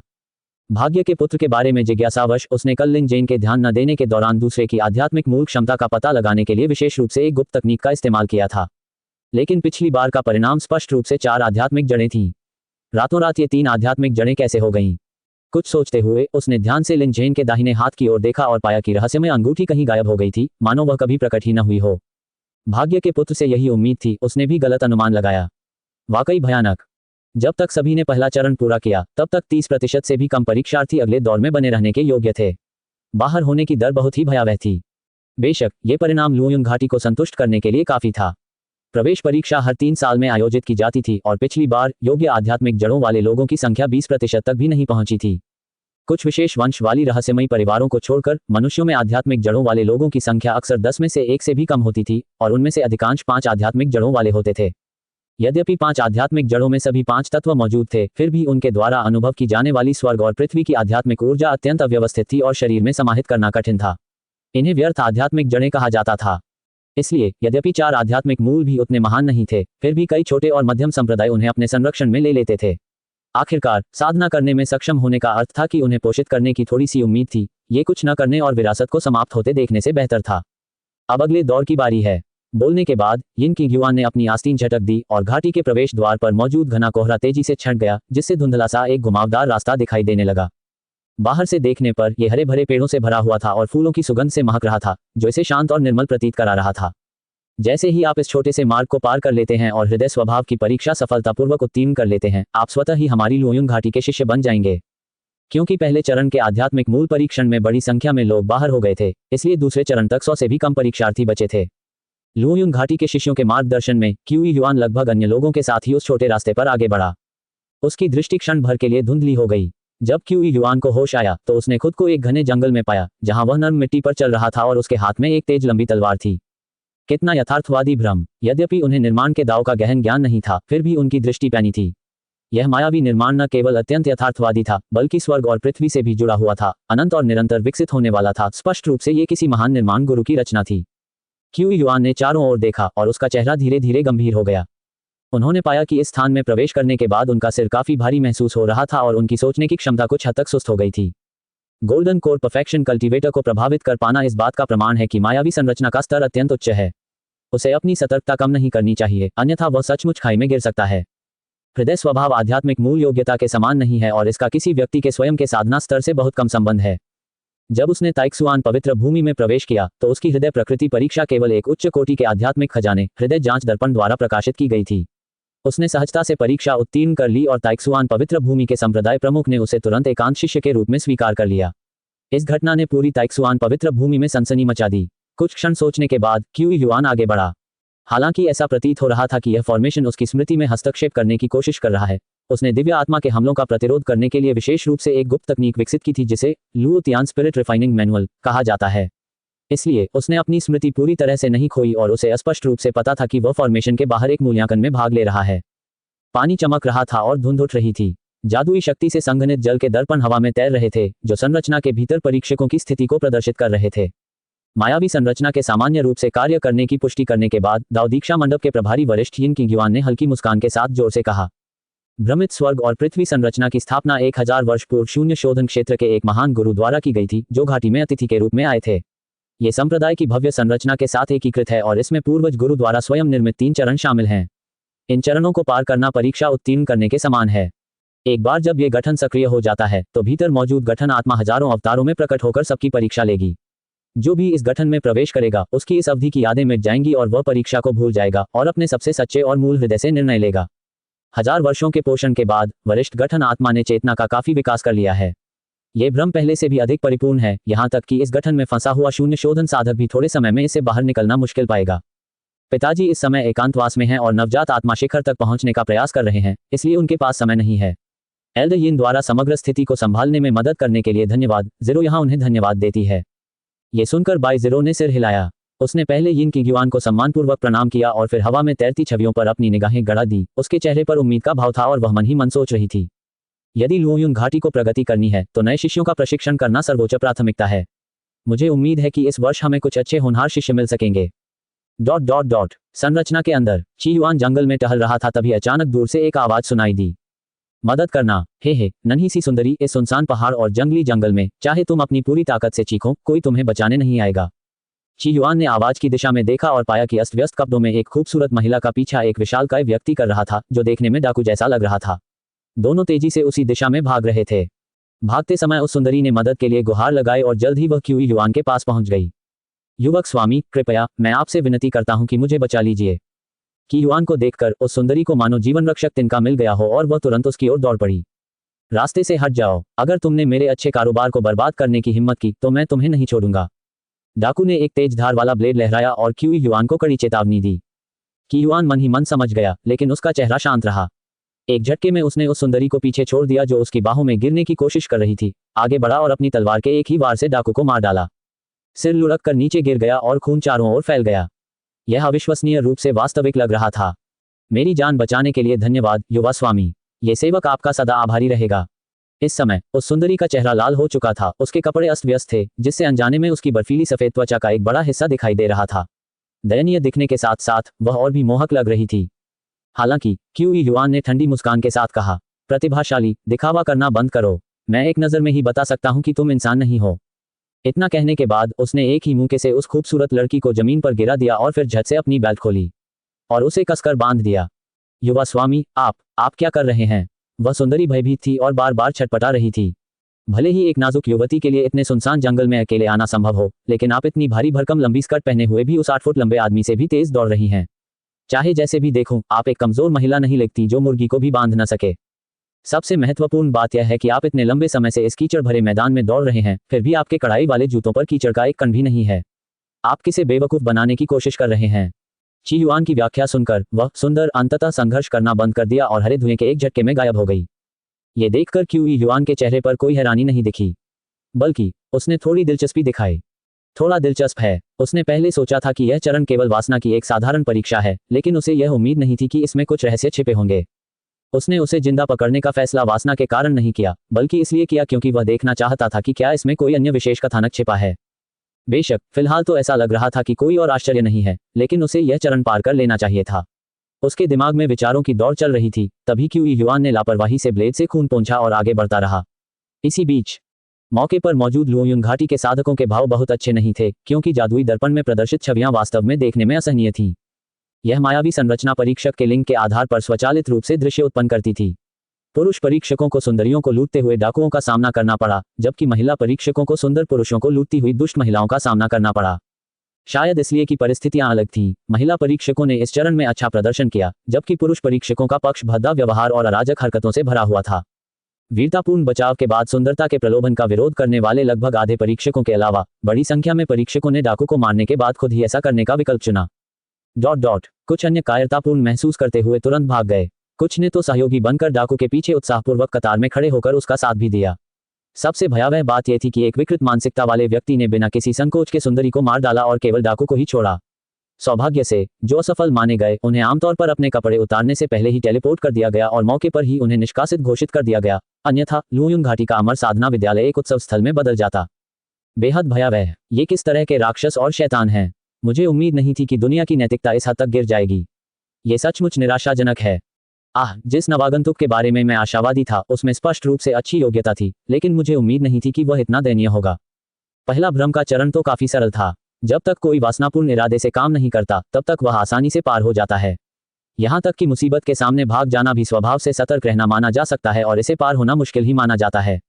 फिर भी नतीजा कुछ ऐसा निकला। आजकल के ये नौजवान, अरे उधर देखो, किसी ने मायावी गठन के पहले चरण को पूरी तरह से पार कर लिया है। तभी लुओयुन घाटी में मौजूद भीड़ के बीच से एक धीमी सी आवाज आई, जिसने सबका ध्यान अपनी ओर खींच लिया। उस व्यक्ति की उंगली का अनुसरण करते हुए उन्होंने पहले चरण के दौरान क्यूई युआन की रिकॉर्डिंग देखी। पानी के दर्पण में दिख रही छवि को देखते हुए यिनकी युआन की आंखें थोड़ी सिकुड़ गईं और फिर उन्होंने शांत चेहरे से कहा, बुरा नहीं है, उसने इस चरण की छिपी हुई जानकारी का पता लगा लिया। ये वाकई में एक शानदार पास माना जा सकता है। ये चीदा स्त्री सौंदर्य से भ्रमित नहीं होता, समस्याओं का सामना करते समय साहसी और साधन संपन्न होता है और अवलोकनशील होता है। यद्यपि उसकी आध्यात्मिक मूल क्षमता थोड़ी कमजोर है, फिर भी उसका हृदय स्वभाव काफी अच्छा है। बाइज़िरो ने भी सिर हिलाया और धीरे से कहा, अमर साधना का मार्ग हर जगह खतरों, जालों और षड्यंत्रों से भरा है। एक छोटी सी गलती भी मृत्यु और आध्यात्मिक शक्ति के विघटन का कारण बन सकती है, जिससे शाश्वत नरक की सजा हो सकती है। इसलिए साधकों को न केवल सौंदर्य के प्रति आसक्ति से बचना चाहिए, बल्कि हर समय सतर्क भी रहना चाहिए। मूल रूप से मायावी निर्माण के पहले चरण में इन्हीं चीजों का परीक्षण किया जाता था। उत्तीर्ण होने के लिए सुंदरता की खामियों को खोजना आवश्यक था, लेकिन उत्तीर्ण होने की दर बहुत कम होने के कारण बाद में नियमों में ढील दी गई ताकि जब तक कोई बुराई न करे वह उत्तीर्ण हो जाए। इतना कहने के बाद उसने धीरे से आह भरी और धीमी आवाज में कहा, ग्रैंड मास्टर के देहांत के बाद से हमारी लुओयुंग घाटी दिन प्रतिदिन पतन की ओर जा रही है और प्रतिभाशाली प्रारंभिक स्तर के शिष्यों की संख्या घटती जा रही है। अंतिम बार किसी परीक्षार्थी ने इस चरण को पूरी तरह से उत्तीर्ण किया था, वह 9 साल पहले की बात है।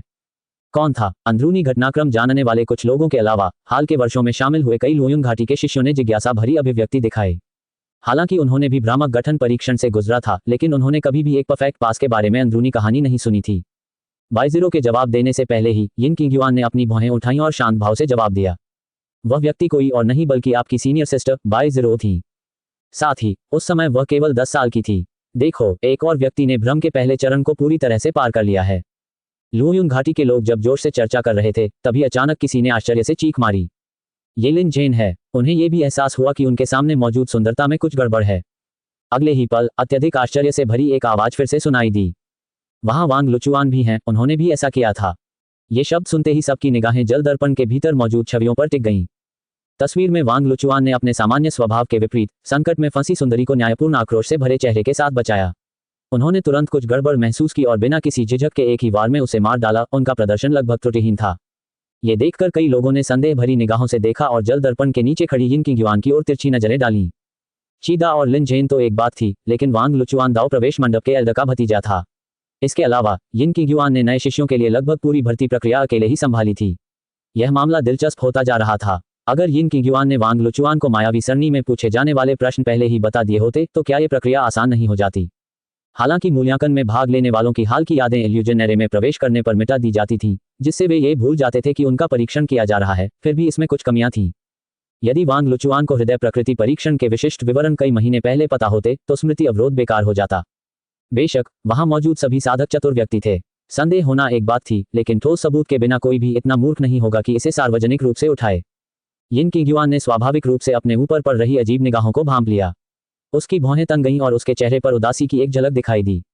लुओयुंग घाटी संप्रदाय के नियमों के अनुसार सभी नए शामिल हुए शिष्यों को अपने शरीर को मजबूत करने और अपनी इच्छा शक्ति को निखारने के लिए एक निश्चित अवधि के लिए बाहरी संप्रदाय में सहायक के रूप में सेवा करने के लिए प्रवेश करना होगा। हालांकि अगर वांग लुचुआन अपनी दोहरी आध्यात्मिक जड़ की प्रतिभा के साथ साथ हृदय प्रकृति मूल्यांकन में उत्कृष्ट प्रदर्शन पर भरोसा करता है, तो वह निश्चित रूप से संप्रदाय से एक अपवाद प्राप्त कर सकता है, जिससे उसे इस चरण को छोड़ने और कम से कम 1 वर्ष बचाने की अनुमति मिल जाएगी। इसलिए उसने वास्तव में वांग लुचुआन को प्रश्न पहले ही लीक कर दिए थे। उसकी मूल अपेक्षा यह थी कि उसका भतीजा मूल्यांकन में शानदार प्रदर्शन करेगा और इस अवसर का लाभ उठाकर सीधे आंतरिक संप्रदाय में प्रवेश कर लेगा। अप्रत्याशित रूप से चीजें योजना के अनुरूप नहीं हुई। उत्कृष्ट हृदय स्वभाव वाले 2 अन्य नवागंतुक अचानक प्रकट हुए, जिससे वांग लुचुआन उतना प्रतिभाशाली नहीं लगा जितना उसने सोचा था। आखिरकार प्रथम स्थान के लिए 3 लोगों के बराबरी पर रहने का प्रभाव अकेले एक व्यक्ति के उत्कृष्ट प्रदर्शन करने से बहुत अलग था। यिन किंगयुआन का दिमाग तेजी से चल रहा था। तभी बाइज़रो ने उसे एक विचारशील नजर से देखा। उसकी आंखों में असंतोष का एक सूक्ष्म सा निशान झलक रहा था। मायावी सरणी के अंदर किंगयुआन रास्ते पर चलते हुए बेहद सुकून महसूस कर रहा था। यहां तक पहुंचने के बाद उसने इस मायावी संरचना के तौर तरीकों को लगभग समझ लिया था और अब उसे शुरुआत की तरह सावधान रहने की जरूरत नहीं थी। कुछ देर बाद उसने आगे जमीन पर एक गठरी देखी। रेशम की यह गठरी चमकीले रंगों की थी और रास्ते के ठीक बीचों बीच रखी थी। ये बहुत ही ध्यान खींचने वाली थी। अगर कोई अंधा न हो तो इसे दूर से ही देखा जा सकता था। एक और परीक्षण, ये सोचते ही उसके होंठों के कोने हल्के से मुड़ गए और वह तेजी से बंडल की ओर बढ़ा और उसे उठा लिया। जब उसने उसे खोला तो उसे लगभग 50 या 60 चमकदार निम्न श्रेणी के स्पिरिट स्टोन से भरा एक बड़ा बंडल मिला। कहावत है कि धन दिल को लुभाता है। अपने सामने चमकते हुए आत्मा पत्थरों का ये ढेर देखकर उन पर गहरा प्रभाव पड़ा, विशेषकर उन लोगों पर जिन्होंने अभी अभी अमरता के मार्ग पर कदम रखा था। ये बेहद लुभावना था।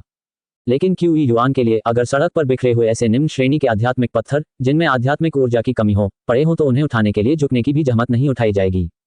ताइक्सुआन पवित्र भूमि के दाव बालक के रूप में क्यूई युआन का मासिक भत्ता अकेले 1000 उच्च श्रेणी के स्पिरिट स्टोन था। प्रत्येक उच्च श्रेणी के स्पिरिट स्टोन को 100 मध्य श्रेणी के स्पिरिट स्टोन के बदले और एक मध्य श्रेणी के स्पिरिट स्टोन को 100 निम्न श्रेणी के स्पिरिट स्टोन के बदले बदला जा सकता था। ऐसा लगता है कि यह परीक्षा मानव स्वभाव में निहित लालच पर आधारित है।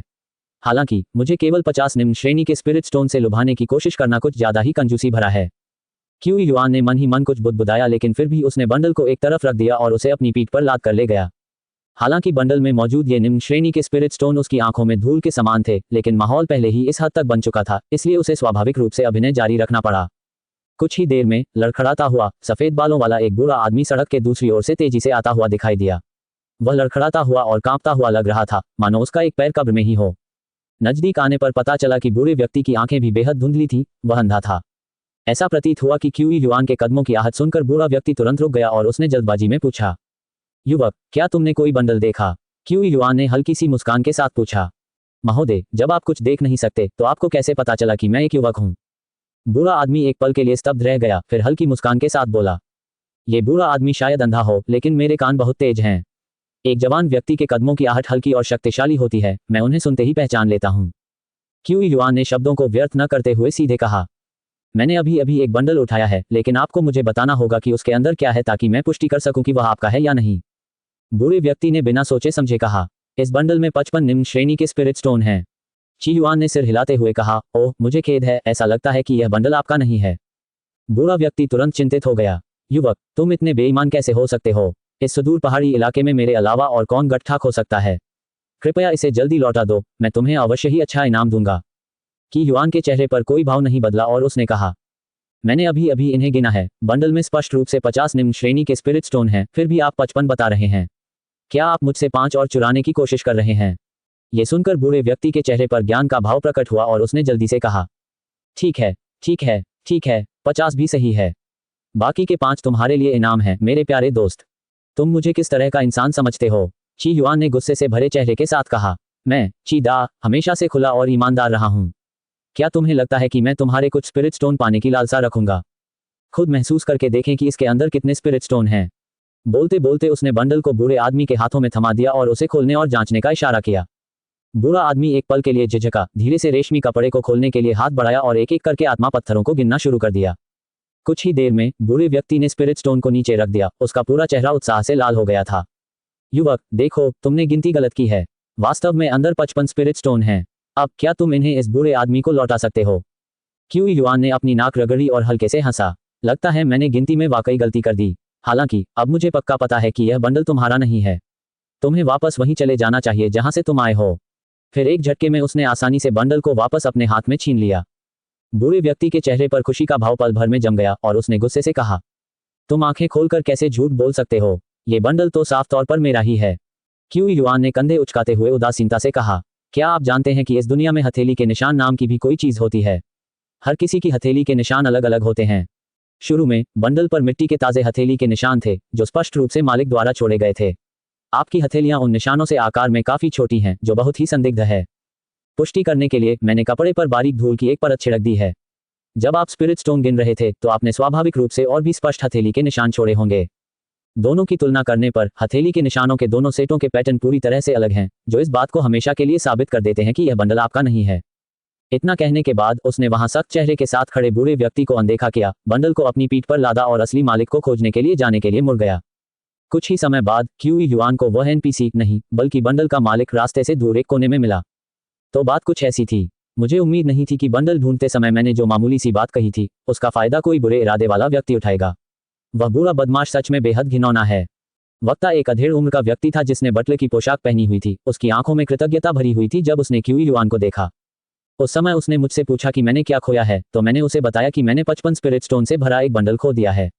मुझे लगा था कि कोई मेरी मदद करने के लिए होगा, लेकिन मुझे यह उम्मीद नहीं थी कि वह बूढ़ा आदमी चुपके से इसे दिल पर ले लेगा और मालिक होने का नाटक करने के लिए इसका इस्तेमाल करेगा। सौभाग्य से छोटे भाई, तुम्हारी बुद्धिमत्ता की आंख मशाल की तरह है और तुमने मेरे लिए वह बंडल ढूंढ लिया। नहीं तो मुझे सच में नहीं पता होता कि मैं घर वालों को कैसे समझाती। मेरे युवा गुरु पास के एक अमर संप्रदाय में साधना कर रहे हैं और हाल ही में अगले स्तर तक पहुंचने में असमर्थ रहे हैं। गुरु ने युवा गुरु की साधना के लिए बड़ी कठिनाई से आत्मा पत्थरों से भरा ये थैला तैयार किया है। एक लंबे औपचारिक संवाद के बाद अधेड़ उम्र के व्यक्ति ने विदा ली। जाने से पहले उन्होंने एक बार फिर क्यू युआन से आग्रह किया कि यदि उन्हें कभी मदद की जरूरत हो तो वे उनसे संपर्क करें।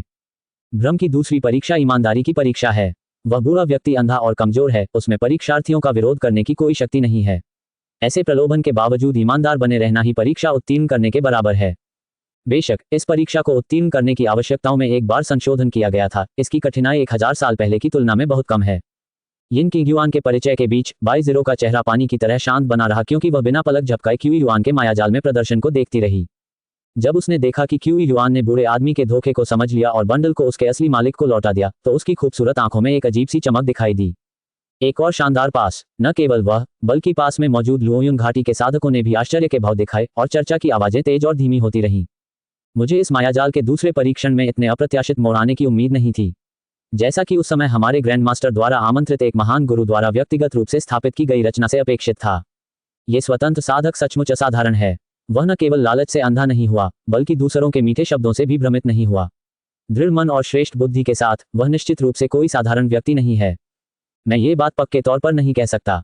हालांकि चिदा का प्रदर्शन उल्लेखनीय है, लेकिन 4 आध्यात्मिक मूल की उनकी साधना क्षमता को निम्न स्तर का कहा जा सकता है। ऐसी क्षमता के साथ मुझे डर है कि भविष्य में उनके लिए कुछ भी हासिल करना मुश्किल होगा। ये सच है, इस लड़के का भविष्य पथ के पथरीले मार्ग पर ही तय है और साधना को वह ज्यादा महत्व नहीं देता। जब सब लोग फुसफुसा रहे थे और एक दूसरे पर आरोप लगा रहे थे, तभी एक महिला साधिका ने उत्सुकता से 22 से पूछा, बड़ी बहन, 9 साल पहले जब आपने दूसरी बार मायाजाल का अनुभव किया था, तब आपका क्या परिणाम रहा था? कुछ क्षणों के लिए पास में मौजूद लुओयुन घाटी के कई शिष्यों ने भी 22 पर अपनी निगाहें टिका दी। जाहिर तौर पर वे भी जवाब जानने के लिए उत्सुक थे। 22 का सुंदर चेहरा थोड़ा लाल हो गया, उसके चेहरे पर थोड़ी शर्मिंदगी झलक रही थी। मैं उस समय युवा और अनुभवहीन था और सचमुच उस धूर्त तेरे स्पिरिट के झांसे में आ गया था। मैंने केवल बंडल में स्पिरिट स्टोन की संख्या के बारे में पूछा था और संख्याएं मेल खाने के बाद मैंने उसे सौंप दिया। मुझे उत्कृष्ट मूल्यांकन मिला, न कि उत्कृष्ट। ये सुनकर आसपास मौजूद निचली पीढ़ी के शिष्यों ने तुरंत उसकी बात समझ ली और एक एक करके उसे सांत्वना दी। कोई बात नहीं बड़ी बहन, तब आप केवल 10 वर्ष की थीं और आपका दिमाग अभी अपरिपक्व था। अगर अब आपकी परीक्षा ली जाए तो आप निश्चित रूप से इस चीदा से अधिक शक्तिशाली होंगी। हाँ, सबसे बड़ी बहन अभी भी सबसे अच्छी हैं। हम वरिष्ठ बहन की शक्ति पर विश्वास करते हैं। जरूरी नहीं, ये परीक्षा वास्तव में पिछली परीक्षा से कहीं ज्यादा कठिन है। 22 ने सिर हिलाया। स्पिरिट स्टोन के लालच पर काबू पाने के अलावा कमजोर लोगों से सामना होने पर लोग स्वाभाविक रूप से तिरस्कार की भावना विकसित कर लेते हैं, यह मानकर चलते हैं कि एक कमजोर बुरा व्यक्ति उनके सामने झूठ बोलने की हिम्मत नहीं करेगा। जब तक थोड़ी सी भी लापरवाही दिखाई देती है, तब तक पूर्ण उत्तीर्ण होने की संभावना खत्म हो जाएगी। उसकी व्याख्या सुनकर सभी शिष्यों को अचानक एहसास हुआ और वे बार बार सिर हिलाते हुए मन ही मन खुद को भाग्यशाली महसूस कर रहे थे। सौभाग्यवश उत्तीर्ण होने की शर्तें काफी कम कर दी गई थीं। अन्यथा इतनी कठिन मायावी परीक्षा के साथ लुओयुन घाटी शायद फिर कभी नए लोगों की भर्ती नहीं कर पाती। इसी समय बहुप्रतीक्षित लिन जेन और वांग लुचुआन ने भी दूसरा जादू का चरण पार कर लिया। खास बात यह है कि लिन जेन ने बूढ़े व्यक्ति से मिलते ही बंडल लौटा दिया और यहां तक कि उसे घर तक पहुंचाने में भी पहल की। जबकि वांग लुचुआन, जिस पर धोखाधड़ी का संदेह था, ने अपने पिछले सटीक प्रदर्शन को जारी रखा और क्यूईदा के बाद पूर्ण उत्तीर्णता प्राप्त करने वाला एक और परीक्षक बन गया। दरअसल चाहे कोई व्यक्ति बंडल को सीधे लौटाने का विकल्प चुने या इनाम के तौर पर स्पिरिट स्टोन का एक हिस्सा मांगने का विकल्प चुने, दोनों को ही इस हृदय प्रकृति मूल्यांकन में उत्तीर्ण माना गया। भ्रम के पहले परीक्षण के बाद लगभग 60% परीक्षकों को बाहर कर दिया गया, जिससे दूसरे परीक्षण में भाग लेने के लिए केवल 50 से कुछ अधिक लोग ही बचे। इन 50 से अधिक परीक्षकों में से लगभग आधे को असफल घोषित कर दिया गया क्योंकि उन्होंने झूठ बोला था या सीधे चाकू से बूढ़े व्यक्ति की हत्या कर दी थी, जिससे 30 से भी कम लोग इस भ्रम को पार करने में सफल रहे। क्यूई युआन ने अपनी यात्रा जारी रखी और जल्द ही एक छोटे पहाड़ के सामने पहुंच गया। इसे छोटा पहाड़ कहना, वास्तव में इसे केवल एक छोटा मिट्टी का टीला ही माना जा सकता है, जिसकी ऊंचाई मुश्किल से 10 झांग से थोड़ी अधिक है और जिसके ऊपर एक भी पेड़ नहीं है। ढलान के शीर्ष पर एक लंबा पत्थर का प्रवेश द्वार था जिस पर 3 अक्षर खुदे हुए थे, दाव की खोज का द्वार। ढलान के निचले हिस्से में सीढ़ियों की एक कतार थी जिसे एक नजर में अंत तक देखा जा सकता था, ठीक 100 सीढ़ियां, न ज्यादा न कम। इस व्यवस्था को देखकर क्यूई युआन तुरंत समझ गया कि लुओयुन घाटी के मायाजाल में अंतिम परीक्षा क्या थी। पहाड़ पर चढ़ना। इस बात का एहसास होते ही उसने जरा भी संकोच नहीं किया और सीढ़ियों की ओर चलने के लिए अपना पैर उठा लिया। जब उसने पहली सीढ़ी पर कदम रखा तो उसे कुछ भी असामान्य महसूस नहीं हुआ। दूसरे कदम पर उसने महसूस किया कि उसके कदम थोड़े भारी हो गए हैं, लेकिन फिर भी कोई दबाव नहीं था। फिर तीसरा कदम, चौथा कदम, 5वां कदम, 10वें कदम तक आखिरकार क्यूई युआन रुक गया, क्योंकि वह पहले ही यह पता लगा चुका था और पुष्टि कर चुका था कि हर एक कदम ऊपर चढ़ने पर उसके शरीर पर दबाव दोगुना हो जाता था। अगर यही सिलसिला जारी रहा तो 100वें कदम पर उसे जिस दबाव का सामना करना पड़ेगा वह बेहद भयानक होगा। यहां तक कि दुनिया की सबसे कठोर कलाकृति शोधन सामग्री गेंग धातु भी शायद चूर चूर हो जाएगी। इसे संदर्भ मानकर क्यूई युआन ने तुरंत अपनी वर्तमान सीमा का अनुमान लगाया, लगभग 70 कदम। बेशक अगर वह अपनी पूरी क्षमता का इस्तेमाल करे और अपनी ताकत का हर एक अंश लगा दे तो शायद वह इसे 3 या 4 कदम और बढ़ा सकता है। लेकिन समस्या ये थी कि उसका वर्तमान लक्ष्य केवल एक साधारण सहायक शिष्य के रूप में फॉलिंग क्लाउड संप्रदाय में प्रवेश करना था। खुद को अपनी सीमा तक धकेलने की कोई आवश्यकता नहीं थी। उस प्राचीन और विशाल दाव की खोज के द्वार को देखते हुए क्यूई युआन ने इसका ध्यानपूर्वक अध्ययन करने का निर्णय लिया ताकि यह पता लगाया जा सके कि क्या अपनी शक्ति को छुपाने और आराम करने का कोई तरीका है जिससे वह परीक्षा में 100% उत्तीर्ण हो सके। ये सोचते ही उसकी आंखें थोड़ी सिकुड़ गईं और वह शांत भाव से सीढ़ियों से नीचे उतर गया। भ्रम से बाहर क्या हो रहा है? ये चीदा दाव की खोज के पर्वत पर केवल 10 कदम चलकर ही क्यों लौट आया? क्या यह उसकी सीमा हो सकती है? लुओयुन घाटी के एक साधक ने क्यूई युआन की हरकतों को देखा और संदेह भरी नजरों से देखा। क्या इस बच्चे ने पहले 2 प्रयासों में चमत्कारिक प्रदर्शन नहीं किया था? निश्चित रूप से यह मात्र 10 कदम भी नहीं चल सकता। मुझे उम्मीद नहीं थी कि दिखने में जवान होने के बावजूद उसका शरीर काफी कमजोर है। नहीं, देखो, वह ऊपर की सीढ़ियों पर एक छोटा पत्थर फेंकने की कोशिश कर रहा है। वह मुकदमे में कोई खामी ढूंढने की कोशिश कर रहा होगा। ये शब्द सुनते ही हंगामा मच गया। ये एक मार्ग खोज पर्वत 1000 वर्षों से चला आ रहा है और समय के साथ परिपूर्ण होता गया है। भला यह नवागंतुक इसमें खामी कैसे ढूंढ सकता है? सभी को जोश से चर्चा करते देख इस मूल्यांकन के प्रभारी यिन किंग युआन ने नाक सिकोड़ते हुए गहरी आवाज में कहा, आप सभी निश्चिंत रहें। दाव की खोज का पर्वत ग्रैंड मास्टर द्वारा स्वयं स्थापित किया गया है ताकि व्यक्ति के दाव हृदय और दृढ़ता की परीक्षा ली जा सके। इस संरचना के बाहर रहने वाला कोई भी प्राणी इससे प्रभावित होगा। जादुई कलाकृतियों और जादुई खजानों का उपयोग मायाजाल के भीतर नहीं किया जा सकता है, न ही कोई हवा में से उड़ सकता है। लकड़ी की सीढ़ियां खड़ी करने या जमीन खोदने के प्रयास भी व्यर्थ होंगे। संक्षेप में कहें तो अगर अचानक उसके पंख उग भी जाएं, तो भी वह उड़ नहीं पाएगा। इस मायाजाल की तीसरी परीक्षा में अवसरवादिता की कोई गुंजाइश नहीं है। हर कोई केवल कदम दर कदम ही आगे बढ़ सकता है।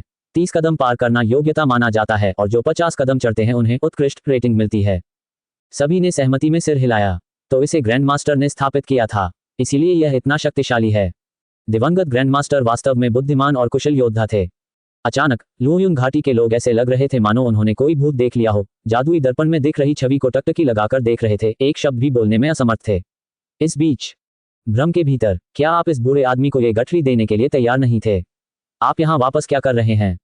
ये देखकर कि क्यूई युआन ने उसे फिर से ढूंढ लिया है, बूढ़ा व्यक्ति इतना क्रोधित हुआ कि उसकी दाढ़ी फड़फड़ाने लगी, मानो वह उसका स्वागत नहीं कर रहा हो। ची युआन को कोई आपत्ति नहीं थी और उसने मुस्कुराते हुए कहा, बूढ़े आदमी, मेरे पास काफी सारे स्पिरिट स्टोन हैं। मुझे आश्चर्य है कि क्या आप इनसे मुनाफा कमाने में रुचि रखते हैं। आपका क्या मतलब है? बूढ़ा आदमी स्तब्ध रह गया और अनजाने में ही पूछ बैठा। दूसरे पक्ष के हाव भाव को देखकर क्यूई युआन के चेहरे की मुस्कान और भी खिल उठी। यह आसान है, आगे एक छोटी सी ढलान है। जब तक तुम मुझे अपनी पीठ पर उठाकर ले जाओगे, मैं तुम्हें 100 स्पिरिट स्टोन दूंगा।